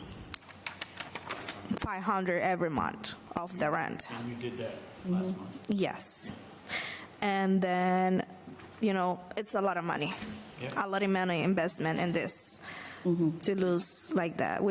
I you know, the most I want is to find out what I can do to don't lose a lot of money. Right. Yeah. I don't understand why they don't have the plot plan at Cooley Construction. I even went to them on Ducknell Road, and they tried to find the engineering, and because they save a lot, and they couldn't find anything. But I have a lot of paperwork that I found. I haven't even opened it up yet. And I didn't talk to her yet, but I know somebody that did Steve Sene's property right next door and did all the surveying and stuff. And I had mentioned that, so what's the price roughly for that? He goes, and I told him the price of between 6 and 8. She goes, oh my God. He said, oh my God, that's way too high. I mean, we have all the markings because we just did the new auto body place, and across the street, Steve Sene's. So he's got Okay, I'm just going to bring this to a close because it's not relevant to the matter before us. And I'm regarding your previous comments about other people being in the building and not having a problem, and laws change. The law has not changed at all since the The law has not changed since you have owned that building and way before, in that you are required to pay your property taxes. That is the issue, that is the problem today. So there is nothing about changing laws or that would lead to there being a good reason that you have not paid your property taxes. Right. It's, But somebody had mentioned to me that the laws had changed about there's no law that does not require you to pay your property no, taxes. that's correct. Okay? And that's why I talked to, and that's when she had said something about, Michaela said to, if you could pay the rent directly to them. So the payment agreement would be reached with the treasurer. We can't reach an agreement with you on payment. The treasurer has to follow certain provisions of the law. Certainly, a full payoff is going to comply with that. I will also say that if the property owner were to sell the building to someone, payoff would be required at that time. I don't think it really matters who's the owner as long as the property taxes are paid. I think there's been a lot of chances offered to the property owner for repayment, and I don't think he's complied. And he's going to need to comply. Can I add one thing? When I talked to Michaela today, she goes, I said, if anything falls through on this, because I don't think it's going to fall through, I'll sell the building. And then because she would... Why don't you sell the building now? What's that? Why don't you sell the building now? I have an offer. For the building that we're renting? I'd have to talk to the person that would buy it and help them out. You know, he can't just kick them out. You know, Well, why don't they just keep them? If you're going to they're need hard workers. You're going to need to reach a conclusion, and you're going to need to do something. Yes, I know. And your time to do so is very short. Yeah, I understand that. I want to get this tax thing off my shoulders. And to sell my house, I don't need a 3-bedroom house. I mean, it's just me now. The assessor's records say it's 2 bedrooms. 2 bedroom, yep. There's actually another... Did you add a third? What's Did that? you add a third? No, what did I say, 2? Oh, You said 3. because the dining room was transferred over to a bedroom, that's why. Who else is living there? Who else is living there? Yeah. There's nobody living there. Nobody living at 214 Lincoln Street? My cousin stopped in for 3 months, but she's gone to Westminster now. Jocelyn, my girlfriend. Okay. Couple dogs, some cats. So I think the board needs to make a decision on what it's going to do regarding the delinquent taxpayer status. And so I'm going to close the hearing without objection on the delinquent taxpayer status. Did I say one more thing? You can say one more I thing. think I already said. I already told Michaela, I said, if anything falls through before that, I'm sorry, because I have 2 buyers. And I just want to get rid of the tax thing and help them out too. I don't want, if I sell the building, I definitely don't want them to get kicked out. That's going to be in the agreement if somebody was to buy it. All right, let's close the public hearing. Once the public hearing is closed, only board members may participate in the discussion. This discussion is going to be regarding the denial, revocation, or denial, because we don't have an existing permit, due to the owner's delinquent taxpayer status. I can express my feelings on this matter. I have no faith that Mr. Cormier is going to pay the taxes if he is granted any relief. I have heard a number of different stories about being listed with a Realtor, having a purchase and sales agreement, having the Realtor come to take pictures. I have 2 bedrooms, I have 3 bedrooms. And until he actually does this, I have no faith he's going to pay. I think he might make a few payments here and there, as he did before. And then he's going to stop if he's gotten what he wanted, which is for his tenants to have a special permit. That is unfair to his tenants, and it's unfair to the city. But I don't think, given the history on payment or the statements here today, that is an unfair assessment of the property owner. I would like for there to be another resolution for the applicant. And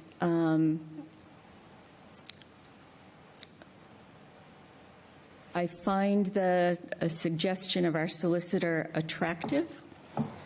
I would like to make some progress on the special permit hearing rather than waiting completely. But I'm not willing to have a grant until the property tax has been paid. Those are my feelings. This is a board where I encourage people to have differing opinions. And so I would like to hear from each one of you on your feelings on this matter.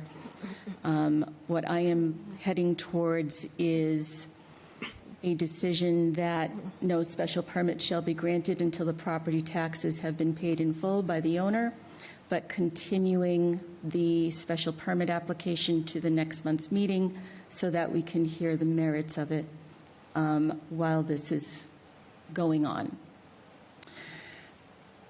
Mr. Byrne, any comments? I have a comment. Mm-hmm.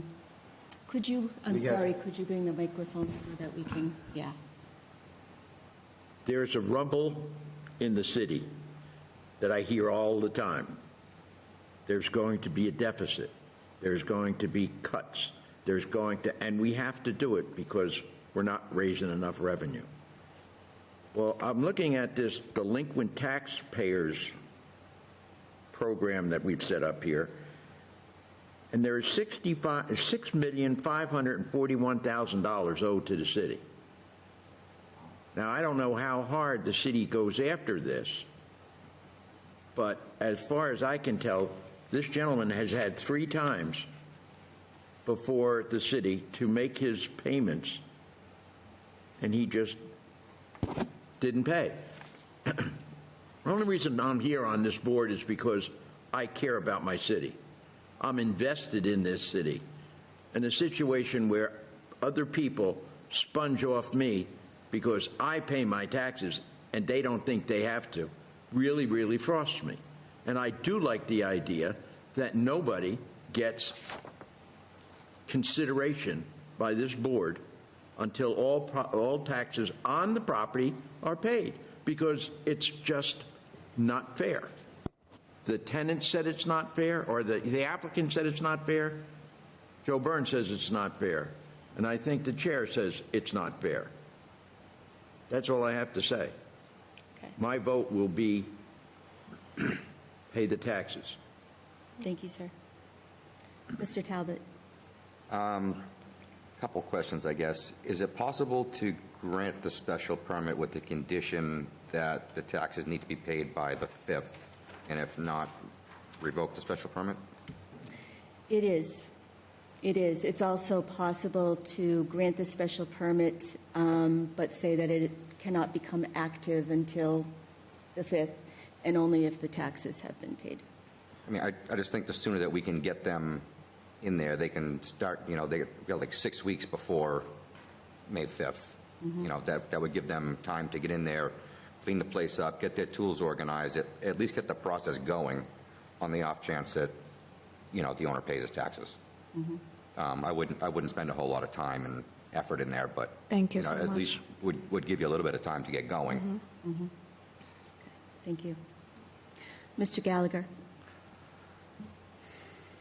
I just like what Rob had to say, to be honest with you, but I also it's tough to disagree with what you've said based on past history.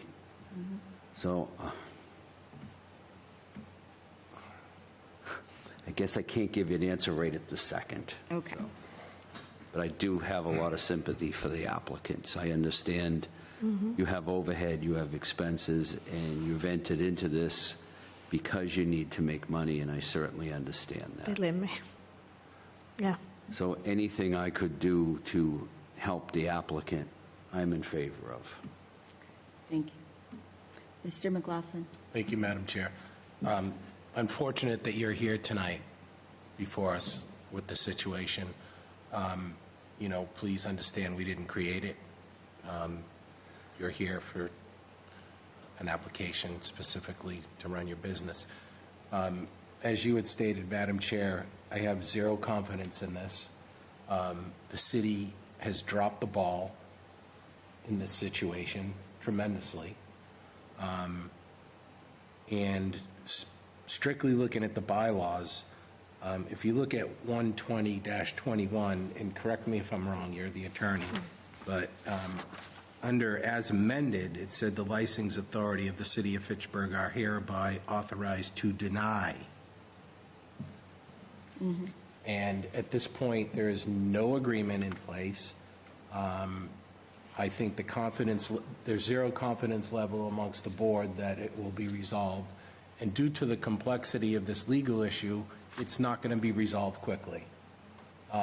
My recommendation for the board would either be give leave to withdraw or to deny and allow the applicant to come back when the situation is resolved. So this doesn't become a perpetual continuance like we've had in the past with other intricate cases. Okay. Thank you, sir.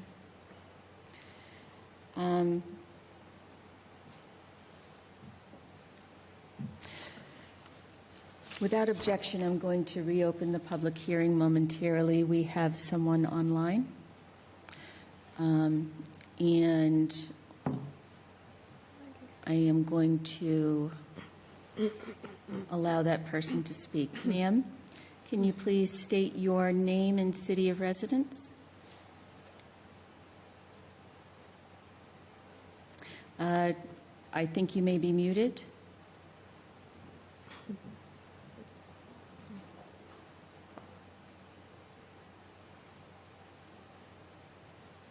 Still can't hear you.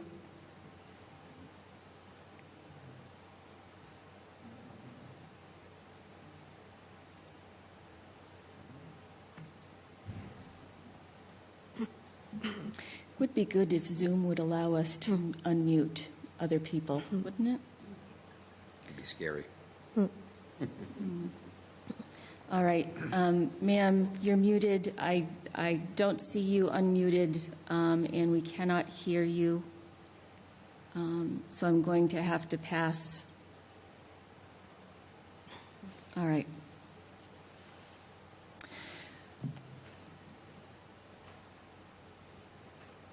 Okay.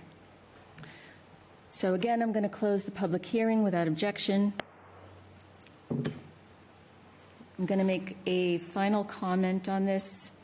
I welcome the fact that we have some varying opinions, but I think all of them incorporate some sympathy for the applicant tenant. And I value Mr. McLaughlin's selection that this can become a permanently recurring issue because the property owner will continue to delay as long as he can. I would like to ask the board if they would entertain, number one, I think we have a motion that needs to be happened on the resolution of the delinquent taxpayer. But number two, if we grant leave to withdraw, but allow reapplication for this applicant waiving the application fee, that would take it off the permanent problem list, the ever-extending problem list, and perhaps it would provide Mr. McCormier with the inspiration to pay the taxes he owes. Is there any comment on that proposition? Anybody can speak?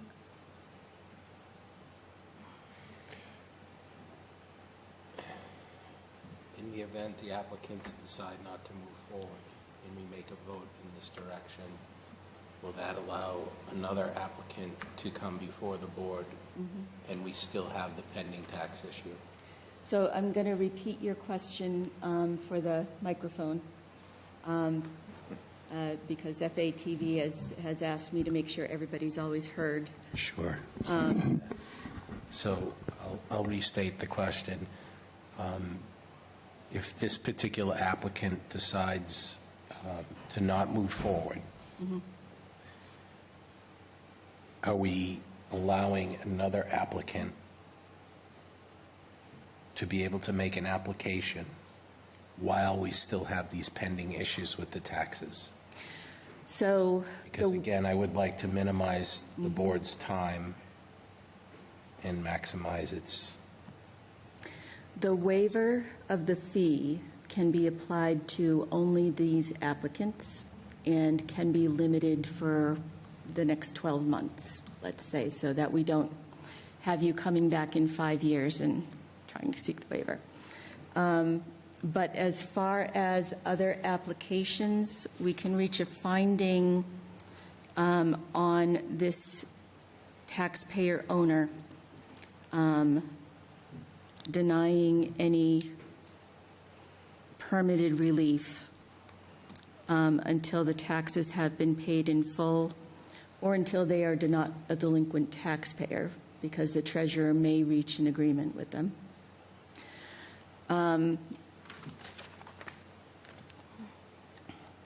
And, you know, I guess you're asking something that hasn't happened before. Again, just trying to prevent continued, wasted resources with the board. I think we can reiterate the finding, should that happen again. And I would encourage, to the extent that our finding can be made a public record, that this happened. I hope that answers your question to the extent I can. Yeah. I also, a denial of the special permit is going to act to have a 2-year bar, and I don't think that's appropriate for the applicants. So I think the decision needs to be made on the delinquent taxpayer issue.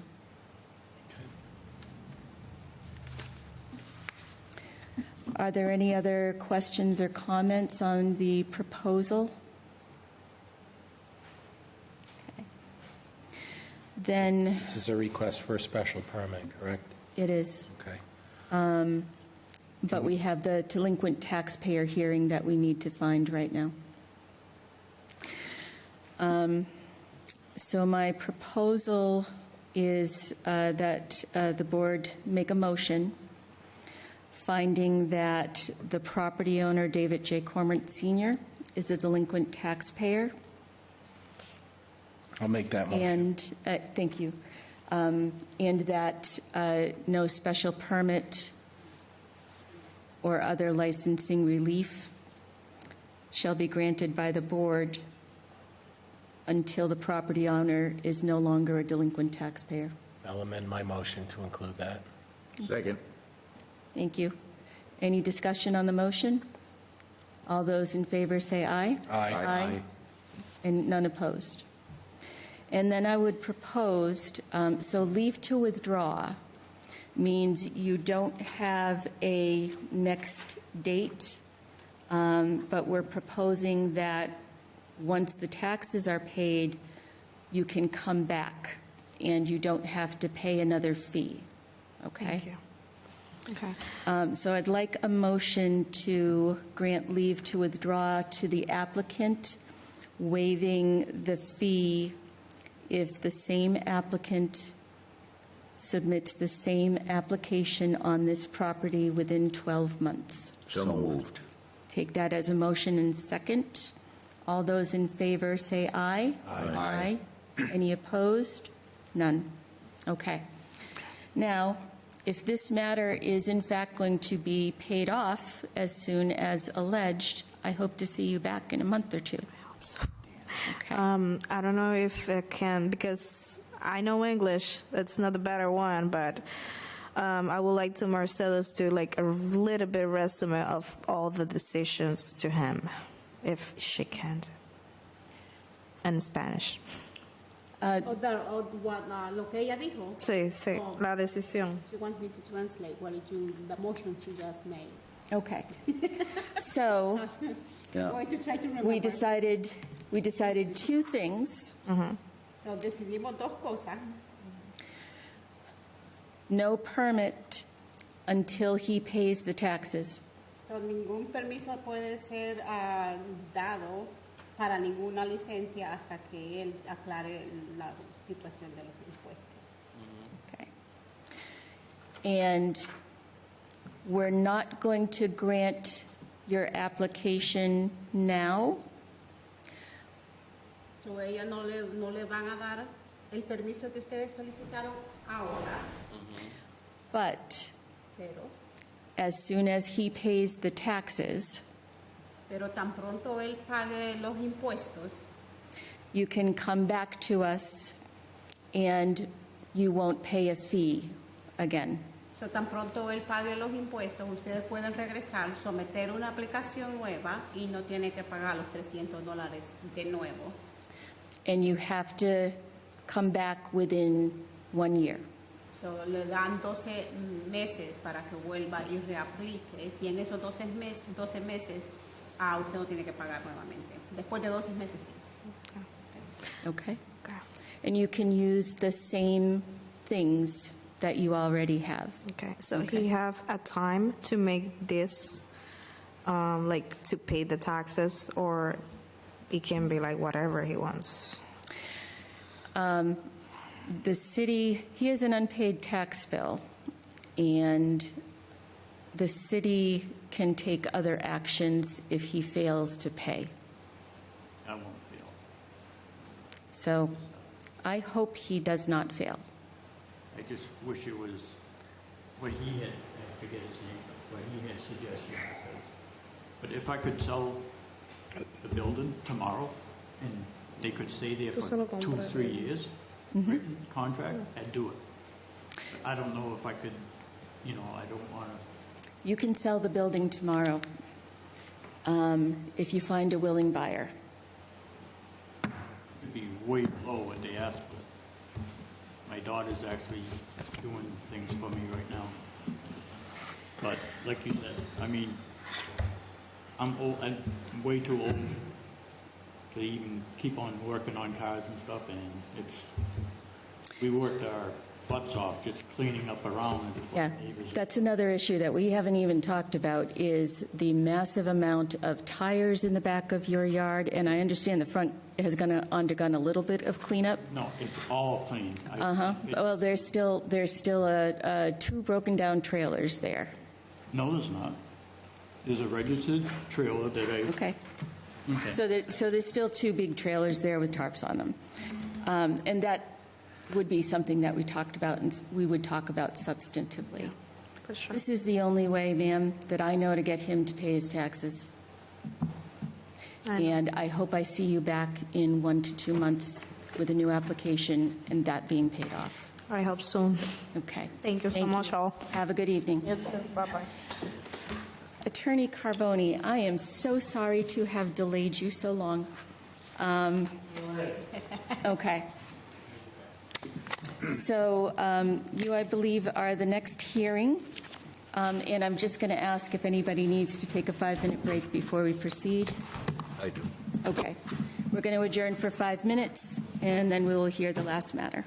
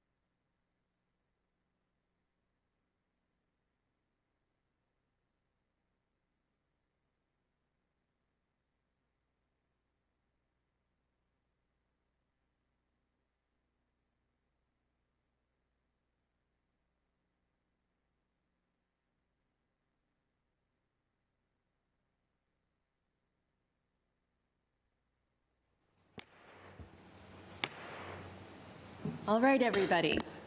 Welcome back to the March 11th, 2025 meeting of the Fitchburg Zoning Board.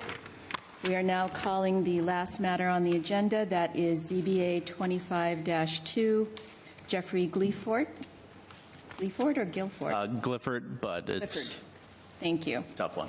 34 Granite Street. This is a request for a special permit under Section 181.332 of the Fitchburg zoning ordinance to convert the use of a non-conforming three-family structure into a four-family dwelling without increasing the structure's footprint pursuant to Section 181.94, located in the Residential C District. Gentlemen, welcome to the meeting. And can you each please give me your name and city of residence or business for the minutes?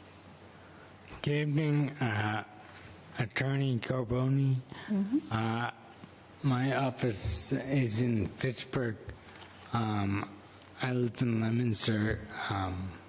Thank you. And you, sir? Yeah, good evening. Jeff Clifford, Boston, Massachusetts. Thank you, sir. All right, so in this request, I need to note that in 2021, there was a request for the same special permit by a different owner, and that was denied by a 3 in favor, 2 against vote, but that more than 2 years has passed since that vote. So the board is able to reconsider the matter again as a new matter. There's a bar when you get a negative vote for 2 years, and I'm just stating that you're beyond that bar period. So why don't you go ahead and tell me a little bit about what's going on at the property and what you're looking for today. Sure. Jeffrey bought the property in 2020. Yeah, so it was January of last year that I closed on it. Okay. When I bought the property, as what he assumed was a four-family, it was already divided as such. However, 3 units are only rented currently. He does have adequate parking for 4 units. There are 4 units already in the building, regardless of the fact that he's only renting 3. The city allows for 2 vehicles per unit. You would also memorialize that in a lease if we get approved tonight, and that's kind of really where we are. Okay. So I do recall this property, and the former owner at the time was in the middle of renovation when he had asked to convert to a 4-family and was denied. Did he advertise the property? Was the property advertised as a 4-family to you? I don't remember the listing, but he had the bedroom counts accurate to what I went and toured and got under agreement. And then as soon as I closed is when I started the process. Okay. Did he install the 4th kitchen and the 4th bathroom as well? Yeah, he must have.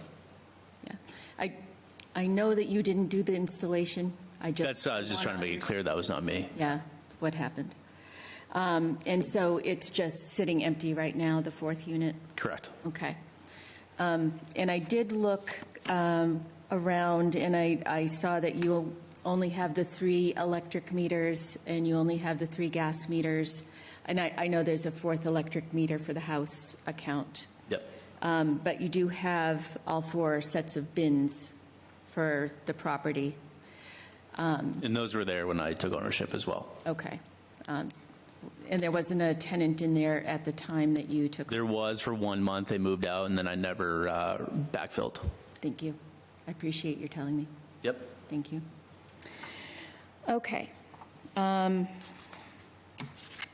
So looking back at the application and the prior decision that was made, this was a prior vacant property. The rehab, the last known use of the property on record with the city was a 3-family.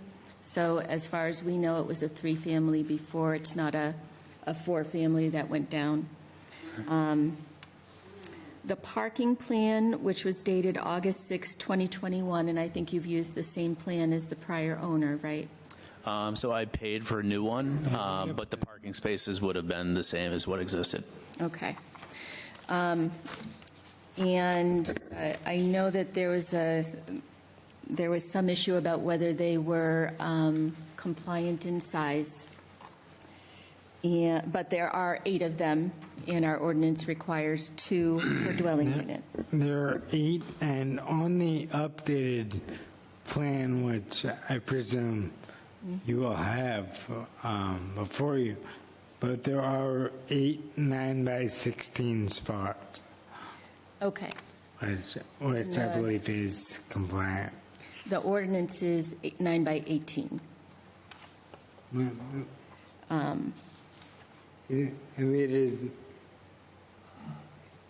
Yep, so I do have the updated one. And it does say 9 by, I think that looks like 9 by 16. I think that's what it looks like. And then the other, there were 2 other concerns raised by the board, which were that the little driveway coming in is really narrow. It is what it is, right? And then at that point in time, the corner lot was vacant, and the thought was that a 4-family might be more appropriate if there was some green space added to the property in the form of that lot. I did look online and see that it was sold in September to somebody who is not you. Yeah, so they actually reached out to me to let me know they'd be mowing the forest that was there. So they have a planned, sounds like a single family with like an ADU attached. So I assume at some point, whether that's a planning or ZBA matter, they'll be coming in front of you. Might be neither of us, because ADUs are, if they're appropriate, they are by right. So. Gotcha. Yeah, I guess if the single family is by right as well. Yeah. Yeah. Okay. So just the property has some limitations to it. And I know that, so I was one of the 2 board members that voted against, and it was my hope that the green space next door would be acquired. And I appreciate and understand that it's just been sold to somebody else with different plans. So these are all 2-bedroom units? Correct. Okay. 1 bath? Yes. Okay.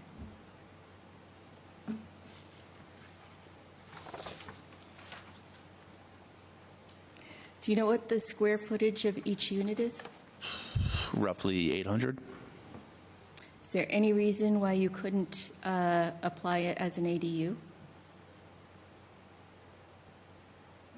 I don't know those laws off the top of my head, so. They're brand new, so nobody does. I think it's too big. It's still too big. As I think about it, the size limitation, and this was new with the regulations that just came out, the maximum size is 900 square feet, or 1/2 of the principal dwelling unit, whatever is smaller.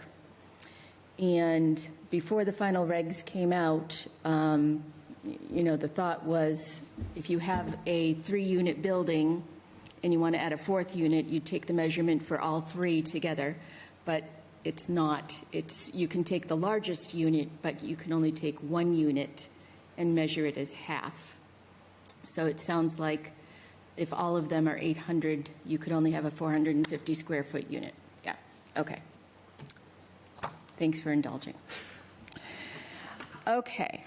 I am going to go to public comment and board comment. Do you have anything you wanted to add before that? No. Okay. Thank you. Thank you. Is there any person present who would like to make a comment or ask a question? Ma'am, you're welcome.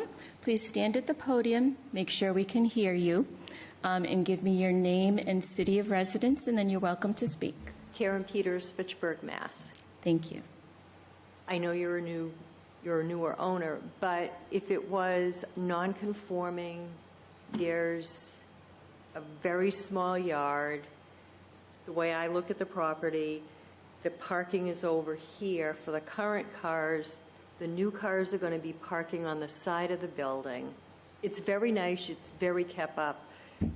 But if they're putting another house over at the corner of Salem and Granite, that's more people living in the area. We just had that really nice Habitat for Humanity at the other corner. I don't know if we can really have that many other people in this small area of Fitchburg. You know, Spruce has multiple multifamilies. I have a two-family, and just looking at having more people there on the street isn't making me comfortable knowing that I've got to worry about more people living right there and worrying about more people cutting through yards and stuff. Okay, thank you, ma'am. I want to make sure that you've seen the plan, because as I look at the plan, I didn't see the plan. I'm going to rip it out and allow Is it on you the- to kind of take a look at it here. Correct me if I'm wrong, but I think it's just the same parking that is already there. Nothing will change. Okay, all right. So, ma'am, please feel free to take a look at that. I am going to go through board comments, and I'll check back in if you want to make another comment or ask a question before we close. Can I ask you a question? You may. Okay, so you have 8 parking spaces there? Those exist today, yes. Okay. Because I don't normally see that many. Yeah, we only have probably 6 people with cars. I'm your neighbor. Gotcha. Nice to meet you. Yeah, nice to meet you. I don't know, thank you very much. Yeah. It's just like, if it was non-conforming, although it's really nice that it's a crack house. Thank you, ma'am. We appreciate your We'll keep it that way. question. Is there any other person who would like to make a comment or ask a question on the application? Okay. And we don't have anybody online, so I'm going to go to board member questions. Mr. Byrne, any questions for the applicant? Are you going to be living in one of the apartments? Not at this point, no. Okay. Okay.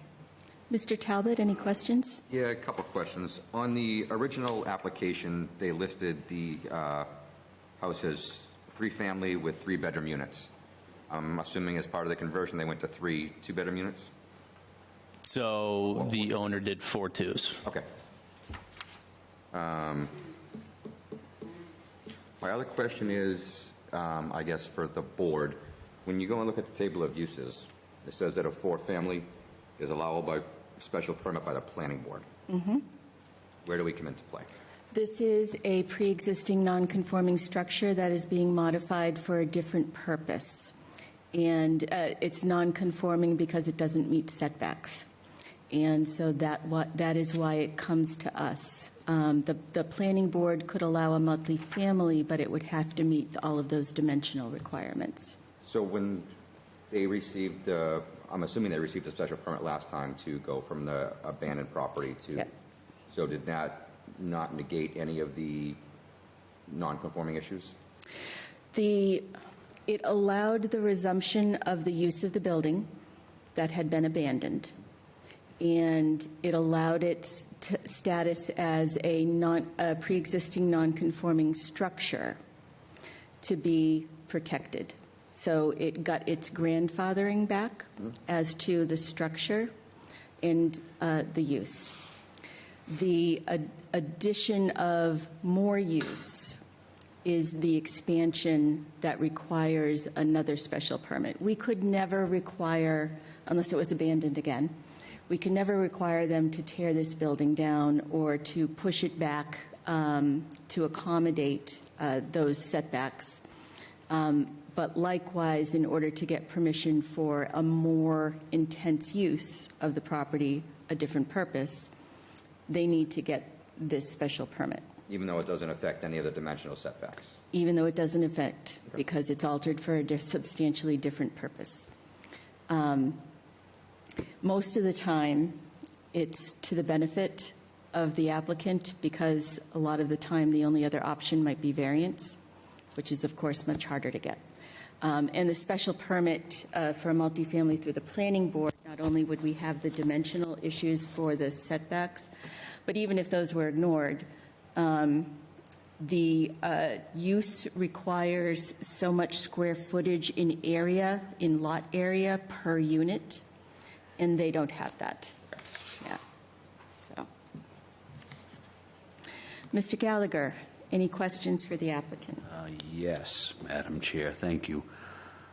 So you recently purchased the building, correct? Correct, yep. And how was it marketed to you by the real estate company? I'm assuming you used a real estate company to purchase it.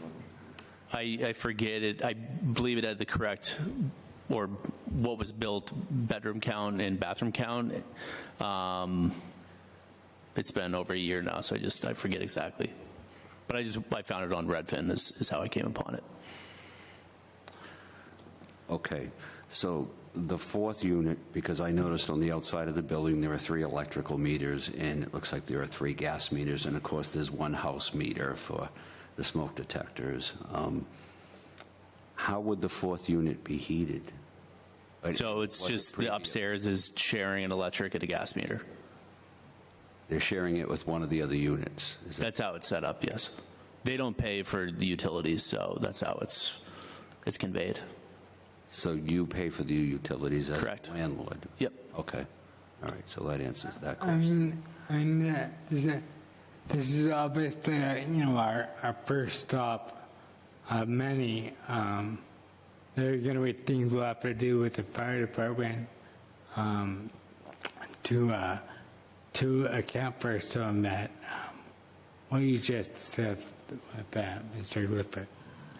I understand. I'm just trying to get a better understanding of how all this evolved, because generally, when you purchase a 4-family or a 3-family, the numbers are calculated to determine a purchase price, and I can see that you paid a lot of money for it. So, right?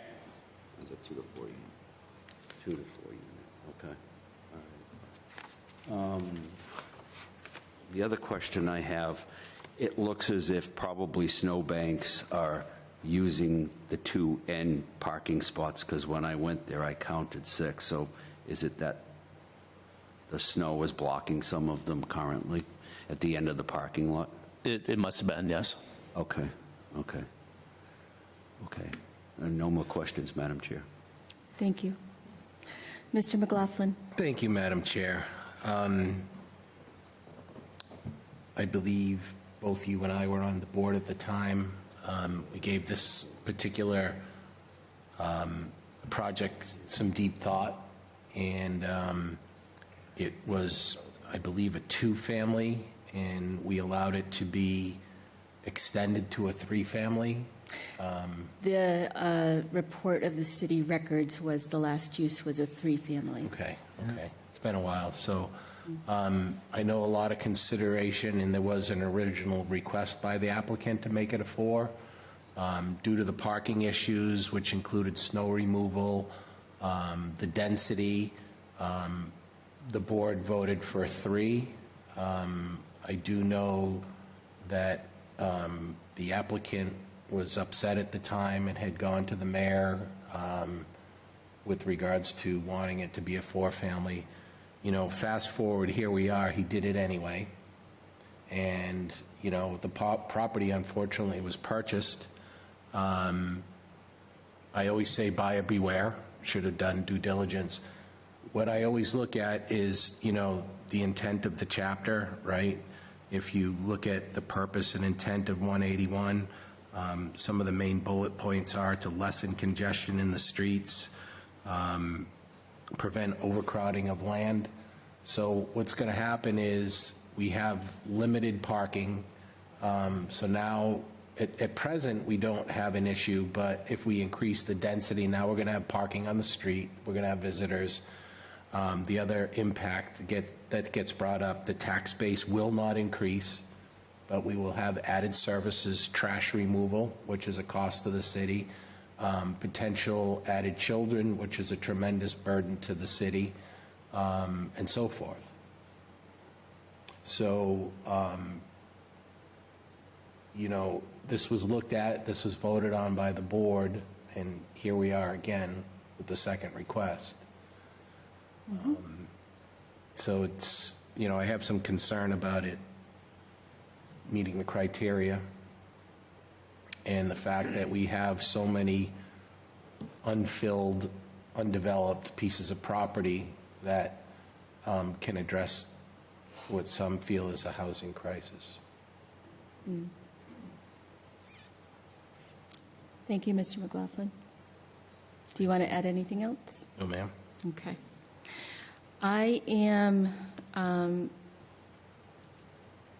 going to report some excellent work by our planning department, Chantel Fleck, who went through this project and gave me a very detailed list of her analysis. So I'm going to share that with the owner and the board.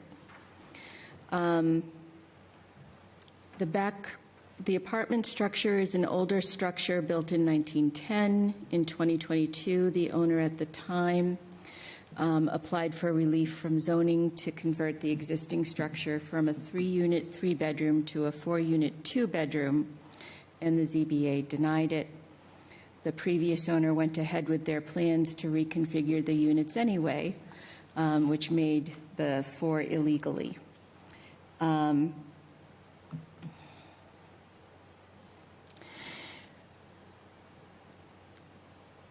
She refers to the fact that a multifamily 4-unit can get a special permit from the planning board. With a 4-unit, 2-bedroom, she states that 6 parking spaces would be required under 181.5124A. The plot plan shows 8 parking spaces. Unfortunately, the parking design does not meet many of the requirements for off-street parking. They're undersized at 9 by 16, as we just looked at. It should be 9 by 18. The driveway width is to be no less than 8 feet, and it's 7.2. It's very narrow. The setbacks for the parking are insufficient because the parking is out to the lot lines, and the ordinance requires that there be at least a 3-foot buffer. There's no drainage. We don't have the 10-foot buffer for parking areas, for parking lots. She notes the requirement of 2,500 square feet in lot area per unit for every dwelling unit above 3.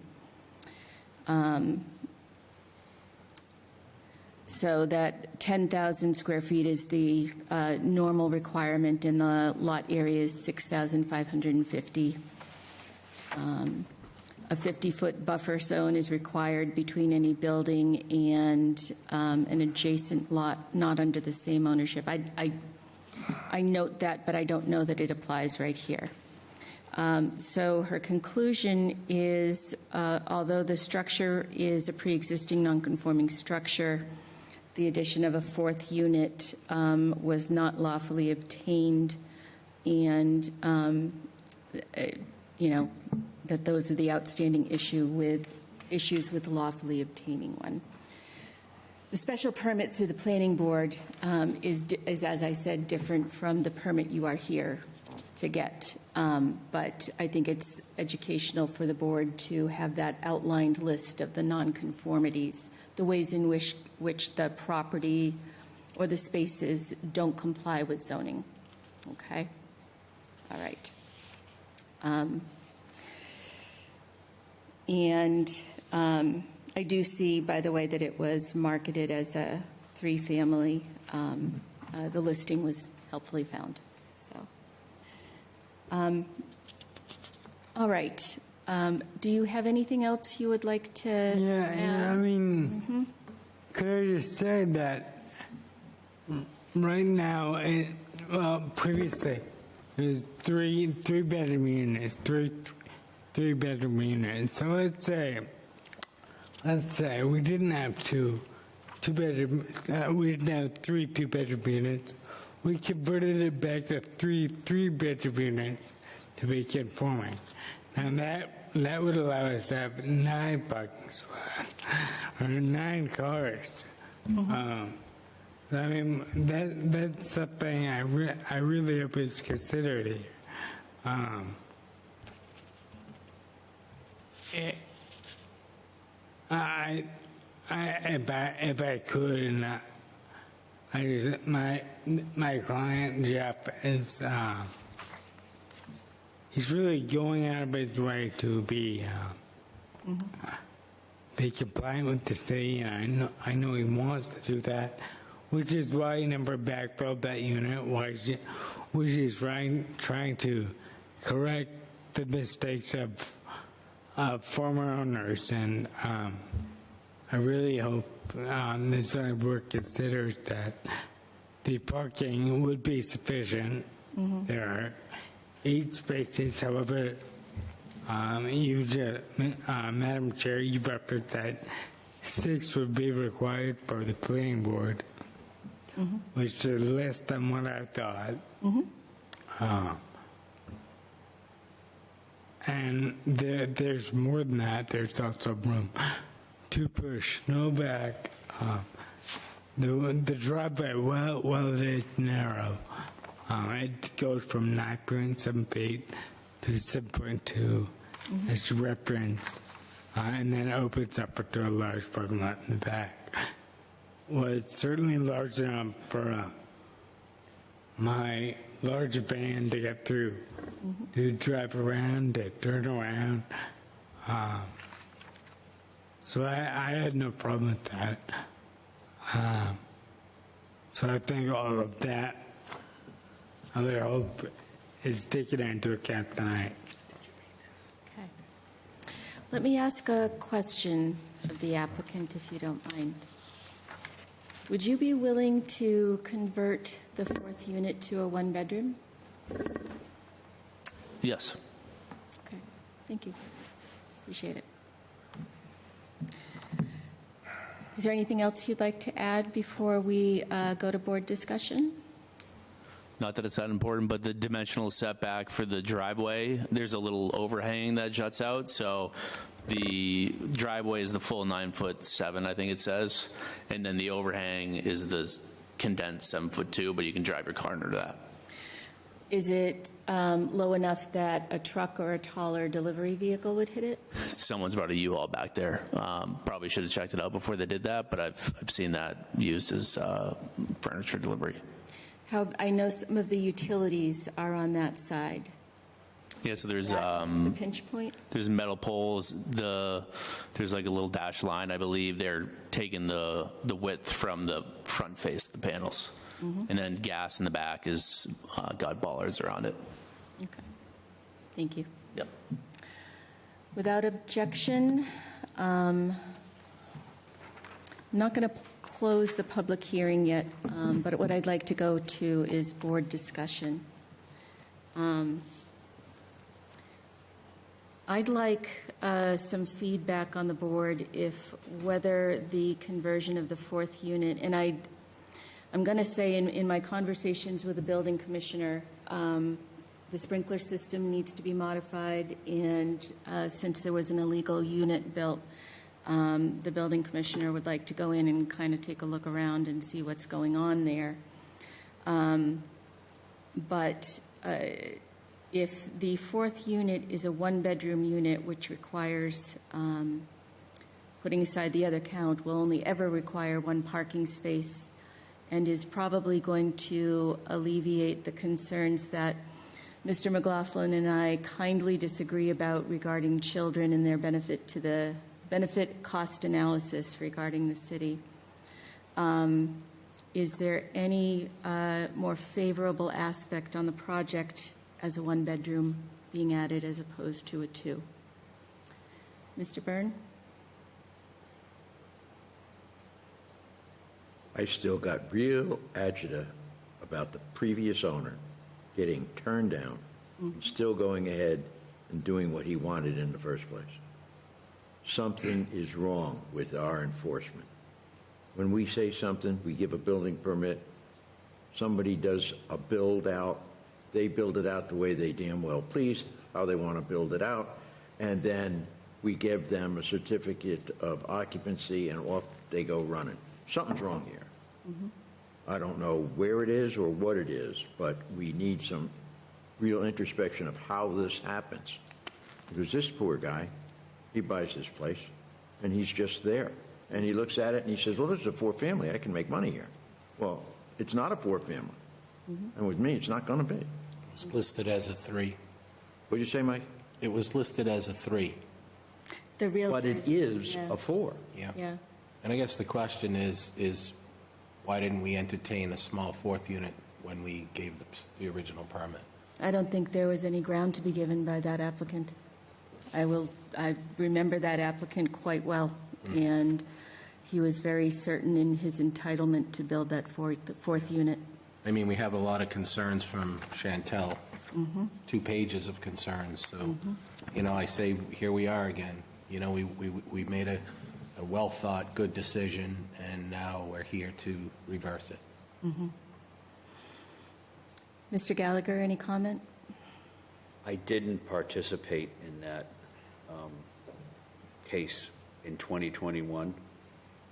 I'm generally not absent from the board, so I have no foundation to stand on as to where we started with it. So this is kind of a learning process for me right now. I'm just digesting it all, so I'm at a disadvantage in that way. You folks aren't, but... No, that's fine. So... Mr. Talbot, any comment? I also don't have much experience with this property, but I think those of you that have are letting your past experience kind of taint this applicant's application. Yeah, it's unfortunate. Right. And now this is the second case tonight where somebody else has tainted the applicant's application. Yes. As I see it, we did have this request from the building commissioner to have an inspection. And I think at some point, if the fourth unit were granted a plan about making the sprinkler system compliant, we could continue this matter to another meeting, or we can take a vote. Is it sprinklered currently? It's, I believe it's sprinklered, but the system is not sufficient for a fourth unit. Right. There's a 13D and a 13R, so it's one or the other, and it's got to be the opposite. Correct.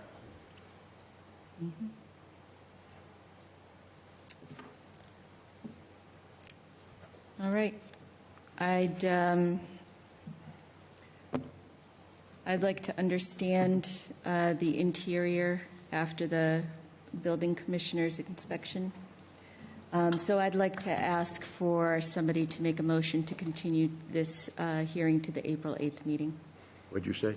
I'd like to have somebody make a motion to continue this hearing to the April 8th meeting, having the applicant contact the building commissioner to conduct an inspection prior to that hearing. So moved.